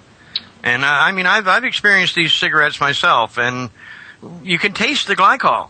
I don't think the glycol is good for you, but I'm all in favor of vaporizing oils. Oils from the cannabis plant. That makes perfect sense to me. But vaporizing glycol mixed with nicotine, I have my doubts about that. Yeah, I would agree with you. I tried it, and I remember why I stopped smoking cigarettes. So it was chemical. I was aware of that chemical rush and the sparkliness in my head. Yeah. I think these devices could be very useful, but be aware of these chemical substitutes you're putting in now, which they're telling you are, an equivalent to smoking. These things smoke. I've had a bit of fun with this one, Rick. I'm not actually inhaling it anymore. I'm just burning it and puffing it out because it's just ridiculous. And the reason I mention this is the ridiculous nature of the petrochemicals industry. We're not to have cigarettes now because they're dangerous for us. So they're putting nicotine, which actually, if you didn't have nicotine in your body, you'd die. It's part. We need some in our body. And that's why it can be so addictive. They're actually taking nicotine from the tobacco plant, which many people realise the cigarettes you use are laced with chemicals, where tobacco and certain tobaccos now are free of it. I'm still doing some investigation on that, with what chemicals are being put in hand-rolling tobacco. Seems to be less, but in some of them now, it's even sneaked into that. So the petrochemicals now are actually taking, which is a natural product in tobacco, and they're actually extracting the nicotine from it and putting it with chemicals so then you can smoke nicotine. I mean, please, if you are and you do need nicotine, just smoke tobacco. Get clean tobacco. You use exactly the same principle as what Rick's saying with cannabis. Okay, look at the sources. Look at the raw materials you're starting with. It's really important. It really is important. We've been duped on loads of levels. I'm not sure of the bigger picture of what's gone on to us all. I'm doing my best to stay on the solutions. So on that, we're going to look for a carrier. That's my next little mission, personal mission, for a carrier to put oil in. Because I use cannabis for my arthritis, and I do smoke tobacco. I want to try and get off the tobacco and use oil rather than smoking it as I have been. I feel a little bit hypocritical, Rick. I would like to be able to get the time out and have the finances myself to put myself through a course and see if I can no longer cure this. So I don't have to keep smoking large amounts of cannabis, which, as anyone who knows in the UK, is horrendously expensive to do. Well, I would agree with you, Paul. I mean, when you look at the effects of tobacco that's grown naturally and in the proper way without the radioactive fertilizers and all the other trash and poisons that they mix with it, then I don't really think that tobacco actually poses much of a danger at all. But certainly these chemicals and substances they add to make it even more addictive, they would definitely pose a threat. And I feel that the glycol they're using in these pens actually also pose a threat. So it's just another scam in many cases just to sell us more of their damn poisons and whatnot. But, we do need, there are some companies out there, I think the one I've got, that was sent one of these units from the U.S., I think it was called VapoPen. And it actually does do pretty good with the oil. I've tried vaporizing the oil with it, and it's a bit bigger than these electronic cigarettes. It's more like an electronic cigar. But when you add the oil, it does vaporize the oil very well, and I found these units to be quite effective. So, I mean, there are different units like this available on the market, and they're getting better all the time. So I think that this is a good way, like for medicinal users. It's a wonderful way to use this. And, it's like I said with the tobacco, the tobacco industry is just a horror story. It's all it ever has been. Once they wanted to make it more addictive and they just add the chemicals, nobody stopped them. And, this has harmed so many people. And the government sit there and they collect all the big tax dollars from the tobacco sales. And then, then they're good enough. Here in Canada, you buy a package of cigarettes and they'll show you somebody with a big tumor on their face or neck or something. Cigarettes cause cancer. Well, I would disagree with that statement. They should put the picture. They should put pictures of the politicians up there and on these packages, because it's actually them that's causing cancer. We know how to eliminate it. It's them that are standing in the way. And again, why are we not allowed to possess? In some countries in Europe, I had natural tobacco, and it was a pleasure to use. But when you get back to North America and some of these other countries, and you get that chemical stuff, the trash that they're selling us in the stores as cigarettes, well, I'd be the last one to say that they are not harmful. They're one of the most destructive things on earth, next to alcohol, as far as I'm concerned. And also, Rick, if we do get the carrier, and you can flavour these oils, of course, and it's really cool to be able to walk and stand next to people in authority and smoke your smokeless joint. It's wonderful. It's absolutely wonderful. So yes, I'm going to be smoking my smokeless joint everywhere. Court buildings, we should be able to smoke smokeless, because you can. These devices you can smoke indoors, you see, Rick. In the UK, you're not allowed to smoke indoors, but you can use these devices indoors. They are smokeless vaporizers. Yeah. Well, a true vaporization, of course, there is no smoke. It doesn't occur. So yeah, these aren't all what they're saying they are. They're a cigarette. They're an electronical cigarette. They're not actually a smokeless device, because if you puff on them, smoke comes out of your mouth. So I'm going to play with this. That's what they're advertised as. The legislation in the UK allows you to smoke this toxic material and breathe it on people indoors. And so they banned cigarettes, and now you can burn exactly the same thing using an electronical device. Ridiculous, I say. When I was in Europe, Paul, I stumbled across some cigars over there. Actually, they were made in the Dominican Republic. They're called Backwoods, but they're made from all natural tobacco. And the ones I really loved, they were flavored with a grape flavor. And to sit down and have a cup of coffee and one of these cigars, they're kind of rough looking. They're the same as what you see Clint Eastwood smoking in his Western movies. They're a rough looking cigar, but just a beautiful taste. And I thought, if a person just had a little line of hemp oil right in the center of that cigar, that would probably put you in heaven. But again, that's natural tobaccos, and I think that these, I really don't think that the natural tobaccos really present much of a danger at all. But my God, this chemical stuff that they've been feeding us, that certainly does.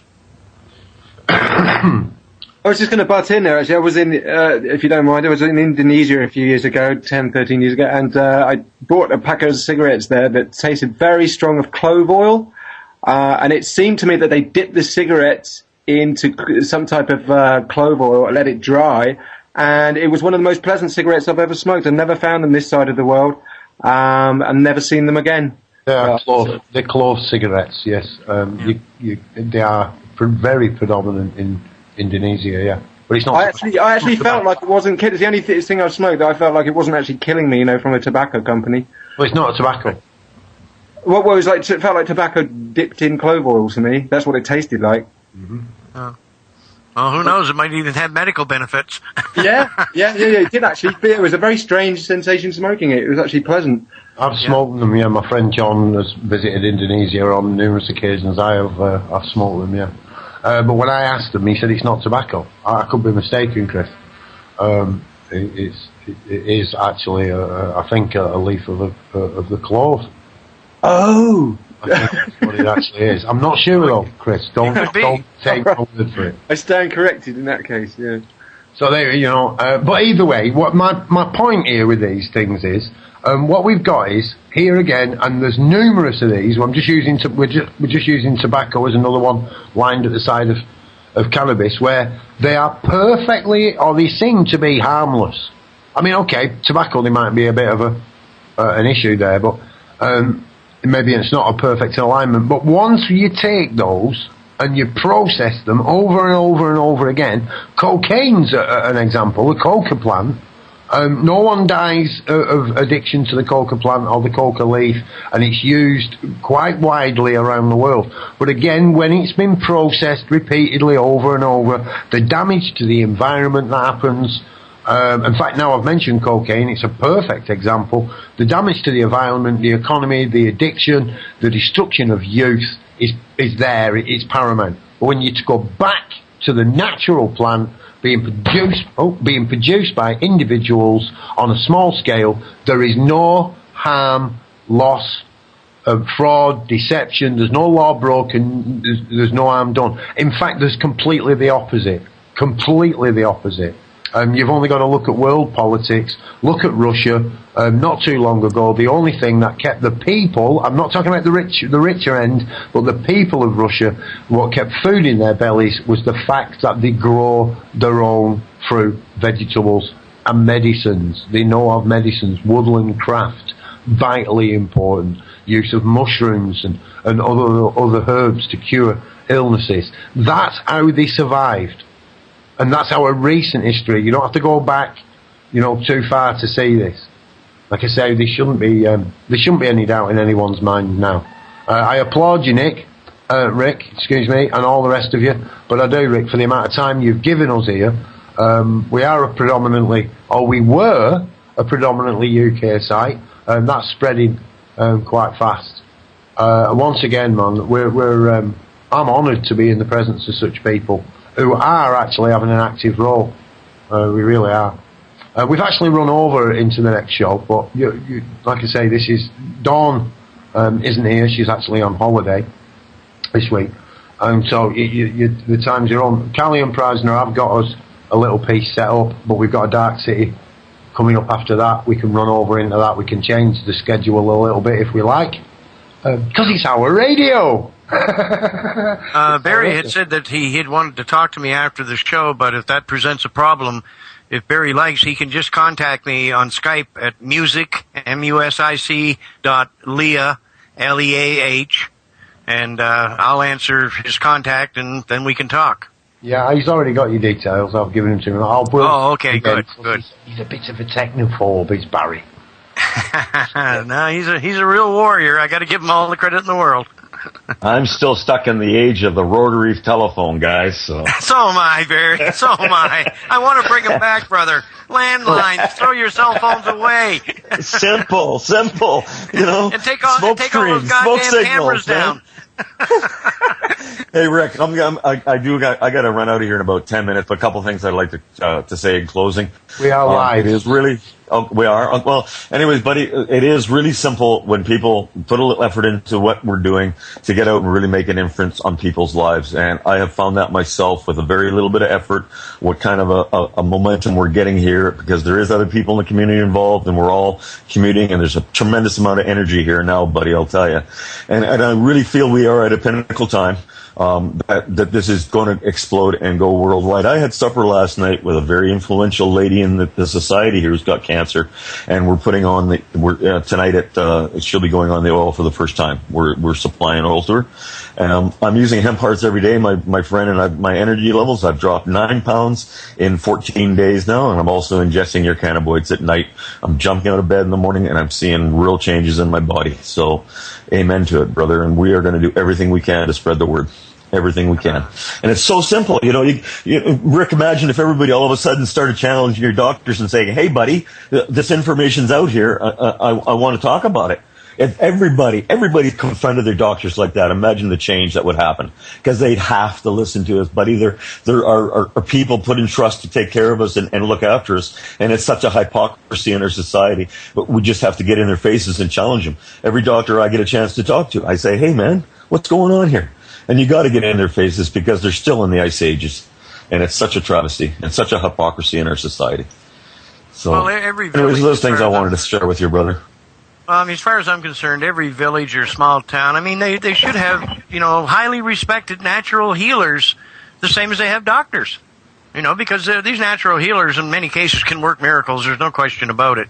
And, and when as this becomes more accepted and integrated into the medical system, maybe the need for that will decrease somewhat. But I still feel that we all should have the right to grow it completely freely. No problem.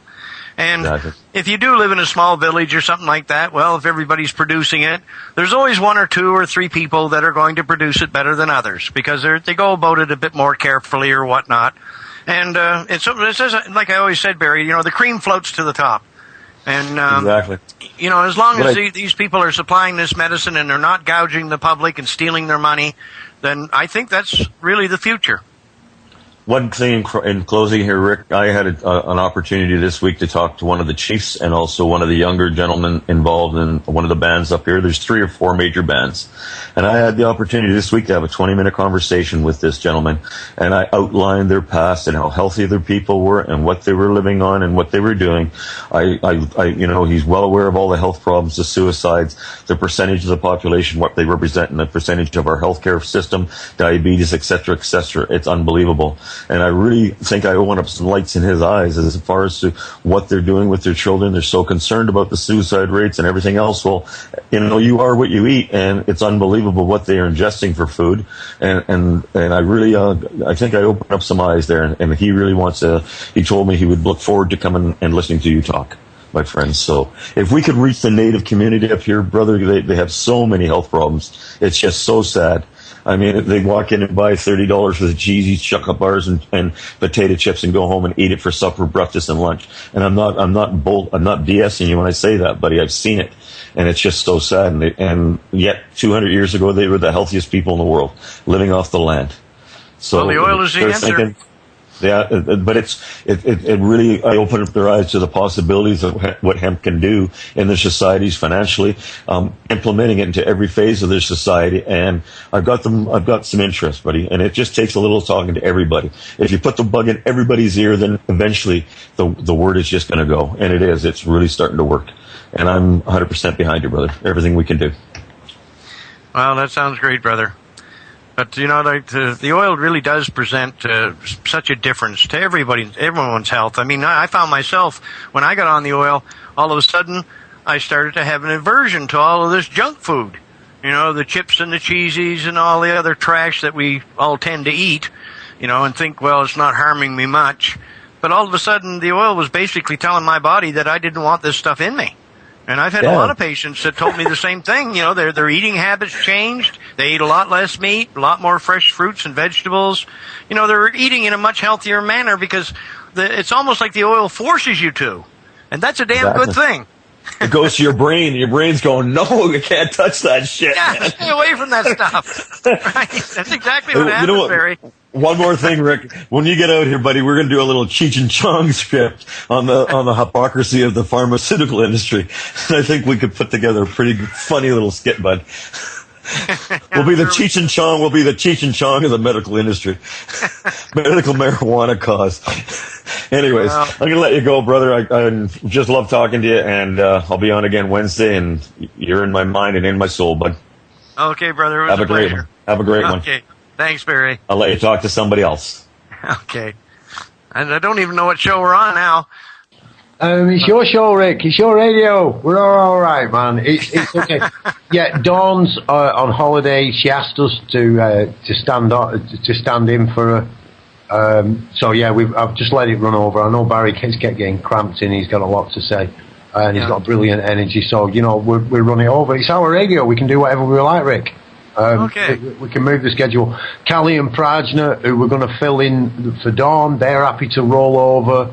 Everybody's cool. Isn't it great to work with people who just go, yeah, it's not a problem. We can do that. We can do. And that's where I'm trying to get, Rick. I would love to have us sat here on the radio in not the distant future. I really would. It's become a little bit of a heart's desire where people will contact us and we will say, we're sending you a ticket. Your medicine is available. Please come. That's where I would choose to be. That's where I would choose to be. There's lots of things starting to happen. Like Barry said, that it's gone out there. It has gone out there. Look, And if you want to do it again, if you're out there and you're listening and you've got anyone's email address, anyone, okay, just send it them. Just briefly tell them what we're trying to do. We're trying to use a complete alternative to the mainstream to bring forth rapid change within society for the greater good of all. That's what we're attempting to do. I say attempting because some of the things we've got, we don't even know if they're going to work because they've never been tried.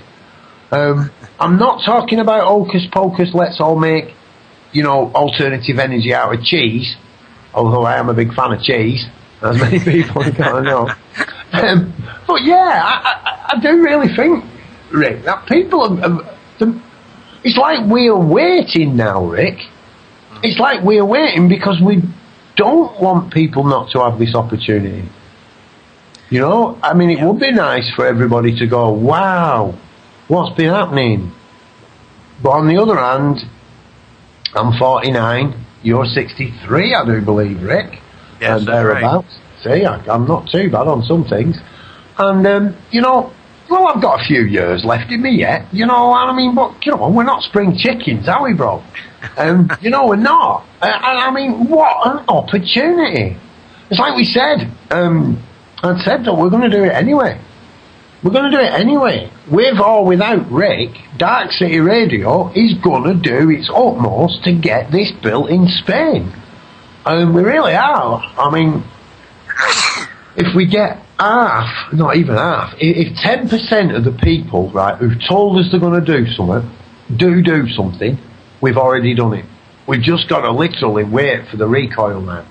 To me, it's like a blinding flash. I think Chris Sparky in his jingle, Dark City Imminent Attack, people need to listen to that because we have gone off like a flash.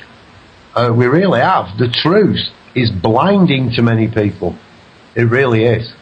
So with all the respect and the sympathy and the compassion I can muster, I think it's time we just get on with it. I really do. I think it is coming. But Barry, Barry's come, hasn't he? He's almost like your countryman, isn't he, really? He's just on he's in other state. I read it. It's like a Welshman and an Englishman. Do you know what I mean? It is. Like a Welshman or an Englishman or an Englishman or a Scottishman. It's not. So, it's not as if you're divided by anything, but some mountains. Pretty damn big mountains. But yeah, the mountains, that's all it is. At the end of the day, isn't it? And Barry's managed, within the short space of time, to say, bang, right, okay, we're going to have this here. Oh, and next year, we're having the Rick Simpson Woodstock Festival. And I'm saying, Rick, I'm actually saying to people, if you want to shake Rick Simpson's hand, it's 5,000 Canadian dollars to shake his hand. I'm serious. I'm not wrong. I don't think, Rick. If we can I could certainly use the money, brother. I think you're worth every penny, bro. So, if you are out there and you want to shake Rick Simpson's hand, and then get 10 of you together, and Rick will come to wherever you are on Earth, at no other expense. It just costs you £5,000 each, dollars.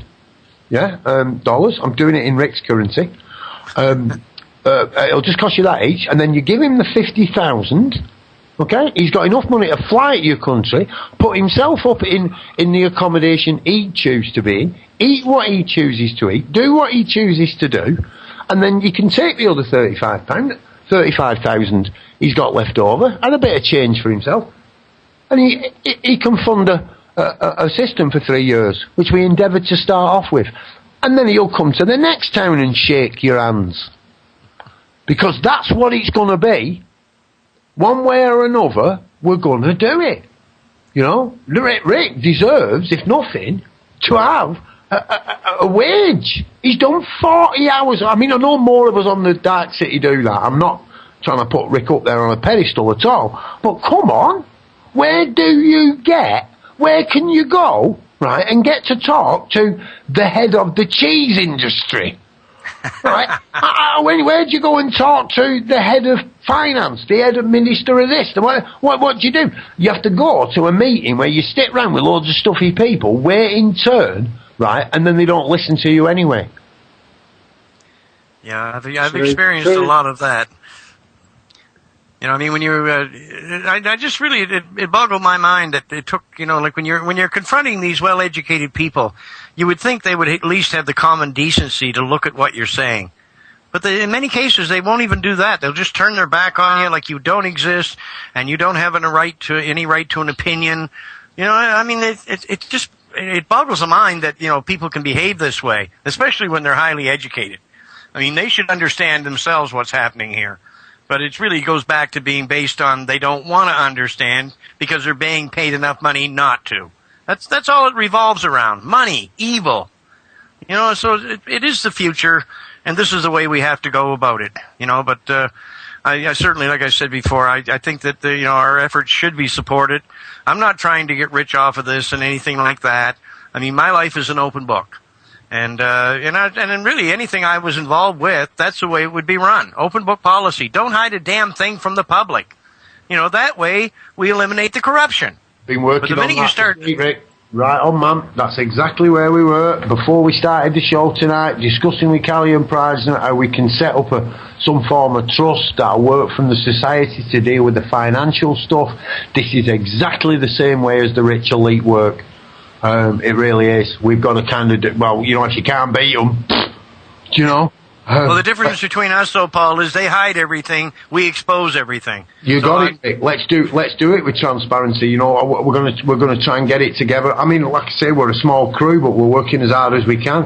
We're going to price it out. We're going to show people exactly what we're trying to do. We're going to start hitting these fundraising, whatever they are. Some people are a bit like, oh, it's cannabis. Well, it's all right then. You can do it for the alternative trust in aquaponics or aquaculture that we're trying to set up, the alternative community within in Spain that's trying to cure cancer. But, you know, it doesn't matter. We'll have numerous different trusts all working for the same cause. If that's what we've got to do, let's do it.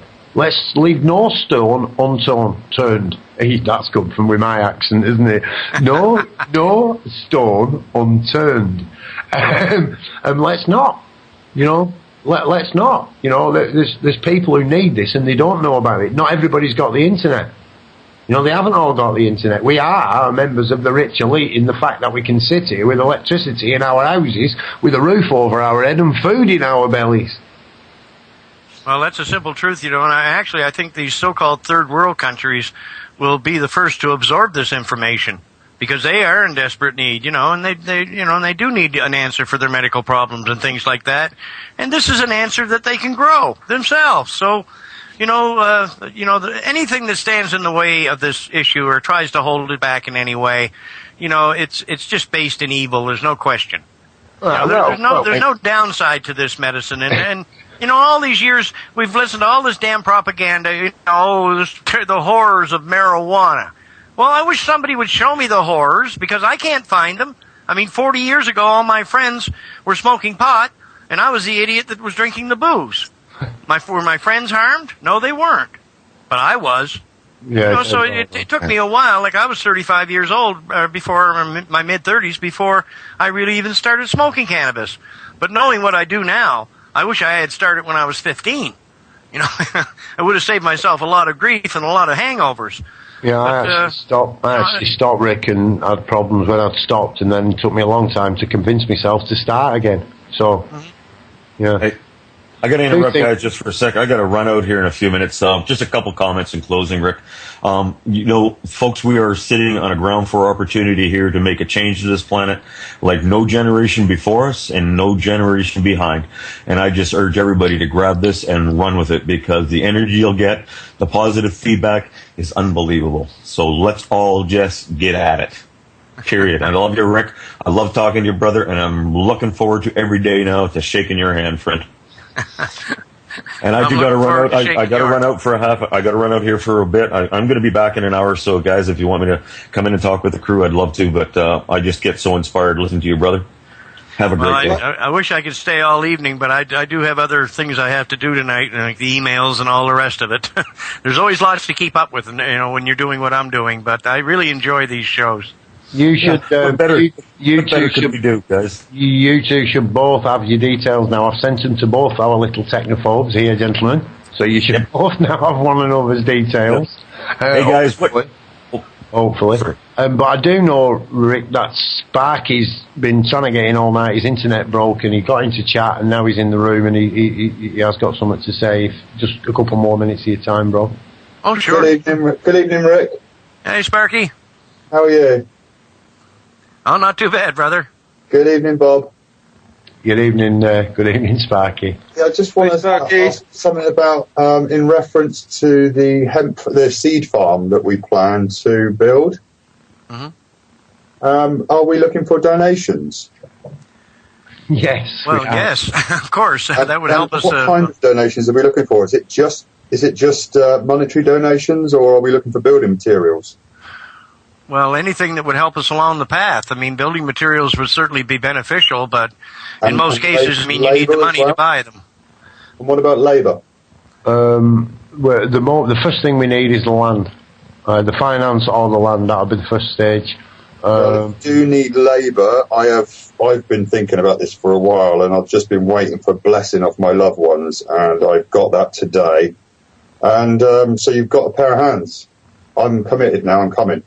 Nice one. Good. Nice one, Chris. I think when this happens, Sparky, that there's going to be many pairs of hands, because I've had, hundreds of offers from people all over the world that said if I ever get something going, that they would be willing to come and put everything they could into it, So I think that there will be a lot of good people involved. We've got before we get out there as well. We've got a lot of work to do here. Yes, we've been speaking behind the scenes, Rick, myself, and Chris, Sparky. Or Sparky Chris. We have been talking behind it about what we can actually do. So yeah, I know that Chris is very serious about what he's saying. We are actually committed in if necessary, selling our properties and making it happen, Rick. We ain't bullshitting, bro. Yeah, that's exactly my plan. Yeah, and mine, man. If we've got to put our properties together, so we've all still got a base here, and there's another 2 other people. There's another guy, he's getting on a little bit, but he supported us all the way through it. And he's coming. He said he's coming. Nothing's going to stop him. We have another female who's already started to commit, financially, her time, her energy, and her assets. And we ain't got loads, man. We ain't got loads. But we're going to make this real, Mr. Simpson, sir. We're going to make it real. You want to tell people, Rick, it's going to happen. It's going to happen. If they want to get behind, well, it is. We're going to do it. Yeah. It's going to happen. If they don't get involved, me and Chris and a few others, and they'll be if they want to be known, that's up to them, But myself and Chris and a few others will be sat there in a piece of land in not the too distant future, going, no. Told you so. Doing the told you so dance. Yeah, we will, man. We will. Well, in reality, Bob or Paul, even if we never did get the funding to do this, I'm still going to do it no matter what. I do have 2 houses here in Canada that I need to fix up a little bit and sell, but I have no further use for them because I no longer want to live in Canada. Yeah. So I'll take whatever money I have and I'll put it right into this. Same as I have with all the money in the past. I just dump everything into this to further the cause. Yeah. So, but I think that we will.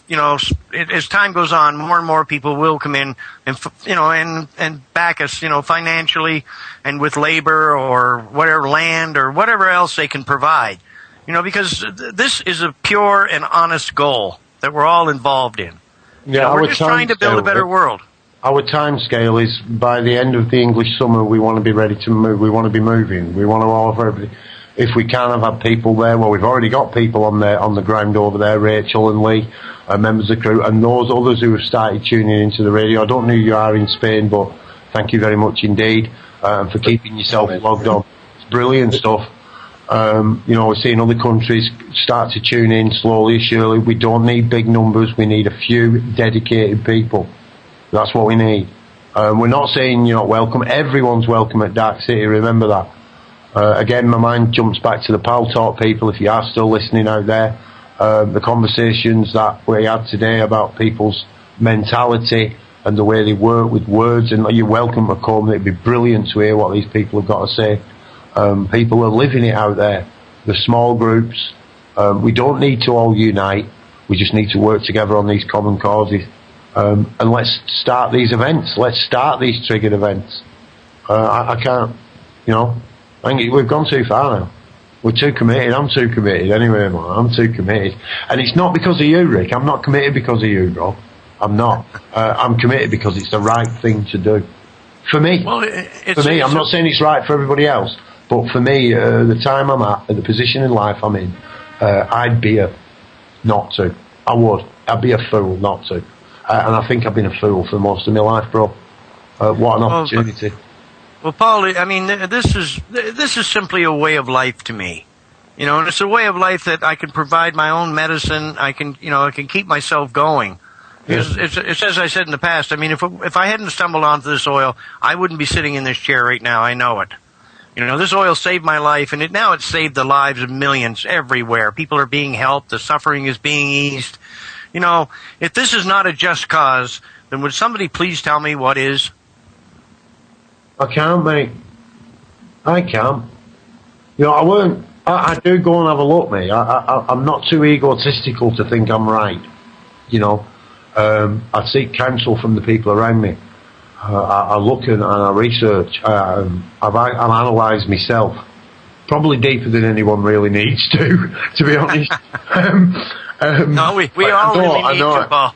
We all really need to. Maybe, man, maybe. And I think it's time to stop analysing it, to stop thinking about it, and to come from my heart. Yeah. To come from my heart, because, my heart tells me do it. Don't be fearful. Don't be scared. And of course, at 48 years of age, about to think, right, well, I'm going to change. After all I've been through, on a personal level, I'm now ready to accept more massive change in my life. Yeah, it's a big one, but, I can't be scared. I've got to make these steps. I've got to do it for me. Not for anybody else. I'm not doing it for anybody else. I'm doing it for myself. Well, it's as they say, Paul, there's nothing to fear but fear itself. And, and I don't think any of us should be living in fear. Stand up and face the world for what it is. And let's make it better. I mean, we can do it. There's nothing to this. Oh, I don't live in fear, Rick. But, No, but many do, Paul. My situation is, I have been hit by gangsters. I have been hit by the police. I have been assaulted financially, physically, mentally, and emotionally. And there's nothing they can do. I'm aware of that now. There's nothing they can do. I'm still here. I've come back to something which has yet again pulled me around from an emotional situation, which I think without. I suppose you can jump into the spiritual realms quite easily, Rick, in these things. But now I know that to be the triggering of natural DMT in the body, the cannabinoid system inside the physical body has been linked to shamanic practice for years. We'll just start cutting the shows up into 22-minute sections and 44-minute sections and sticking the advert on the end.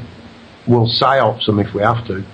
I prefer to do it openly, honestly, and tell people the truth. But if they don't want it, we'll just start playing the jingles at the right time and people will just start thinking that and they'll do it anyway. They haven't got a choice.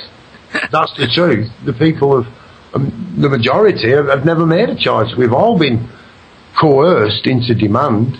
All of us. We beat ourselves up. We point fingers at other people. We are in a state of total fear. Total fear. And we've got to embrace one another in these times. And not to hold one another up or support one another. But to accept that we are all brothers and sisters. And it's all been bullshit. That's all it's been. It's a mythical bag of shit that's stopping us doing this behind a curtain that doesn't exist. We are all united already. in our hearts, we're already united. I don't need to tell most people this; they already know it. Let's do something. Absolutely, Paul. Absolutely. I'd love to add to that and just point out that there's a simple shift in perception, I think, that's happening at the moment, and it goes something along the lines of the ancient teachings used to teach people the truth in as far as showing people that when they look at the world, when you open your eyes and you look at what's outside you, it's a mirror of what's inside you. So everything you see from the morning, from the first second you open your eyes in the morning till you shut them in the evening, is a reflection of what lies inside you. Now, our education turned that on its head and tried to get us to believe that everything that we're looking at is separate. It's nothing to do, we're not connected to it. Everything we're looking at is something separate. It lies outside us. And that in itself is probably the most sort of torturous education that you can ever give someone. And not only is it a lie, it crushes a person to the point where you can easily dominate them and you can easily manipulate them. And I think that this sort of resurgence, if you like, of the more ancient sort of simplistic teachings to encourage us to understand and see the world, like I say, as a mirror of what's inside us, is the ultimate empowerment. And as each individual realizes that and sees that they contain the whole universe, then suddenly we are united. Because if each person contains the whole universe, how can we be separate? Yeah, people love to deny the fact that we are all connected, but in truth we all are spiritually. If our head's in the right places, we are definitely connected to each other. Yeah. Well, from a superficial point of view, arguably we could say that we're not, but obviously as we go deeper, to a more soul level and a kind of what I like to call a source level, then that unity is not something that we can deny anymore. It's an intrinsic, eternal phenomenon. But the transitory, separate things that pass us by, like I said, on the surface of our lives. Well, they used to be called illusionary. There's an element of illusion to it, and it's easy to fall into the trap of believing the illusion to be real. Which seems to be part and parcel again of the whole sort of political sort of trip of taking all this material illusionary power as being something real, and which it's obviously not. I think through the eyes of somebody who's enlightened, myself. But anyway, that's all I wanted to add to that. Well, I think you covered it very well, Chris. Unfortunately, guys, I'm going to have to leave this show in your capable hands because my drive just came, and I got to go back to the country, I guess. I'm not even going to have time to do the emails. So I guess we'll be back on the next show, and I think you did a wonderful job today, guys. Thank you, Rick. Take care easy, Rick, brother. Okay. Goodbye, everyone. Bye. Thanks, Rick. Bye. Okay. Bye. Bye-bye. Bye-bye. So, ladies and gents, brothers and sisters, that was our Rick Simpson. Oh, Chris has gone as well. You didn't have to leave Chris so quickly, but hey, never mind, he's gone. And we've been joined by Mika. So what I'm going to do is I'm just going to take a break and put us. I can hear water running. Is it a chip pan frying? So I'll run us into a break. And then we'll be back, either with Kali or Prajna, or with a little bit more of this, and then we'll start Kali and Prajna on the hour. So we'll be back about, where are we? About 5 minutes. This is a public health announcement. Cannabis cures cancer. Dimensional time dilation taking place. New stream activation. Please prepare to reset your player.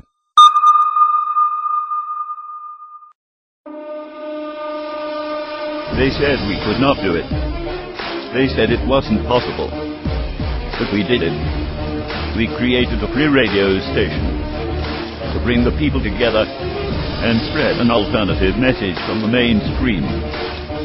They tried to silence us. They tried to hack us. But we carried on. You cannot silence the truth. You cannot enslave freedom. You cannot stop a good idea. You cannot stop Dark City Radio. The crew is now bigger and stronger than ever before. We will not be kept off the airwaves. We will continue. This is not our radio. This is your radio. This is Dark City Radio. This is your Dark City. This is your Dark City. This is your Dark City. This is your Dark City. This is your Dark City. This is your Dark City Radio.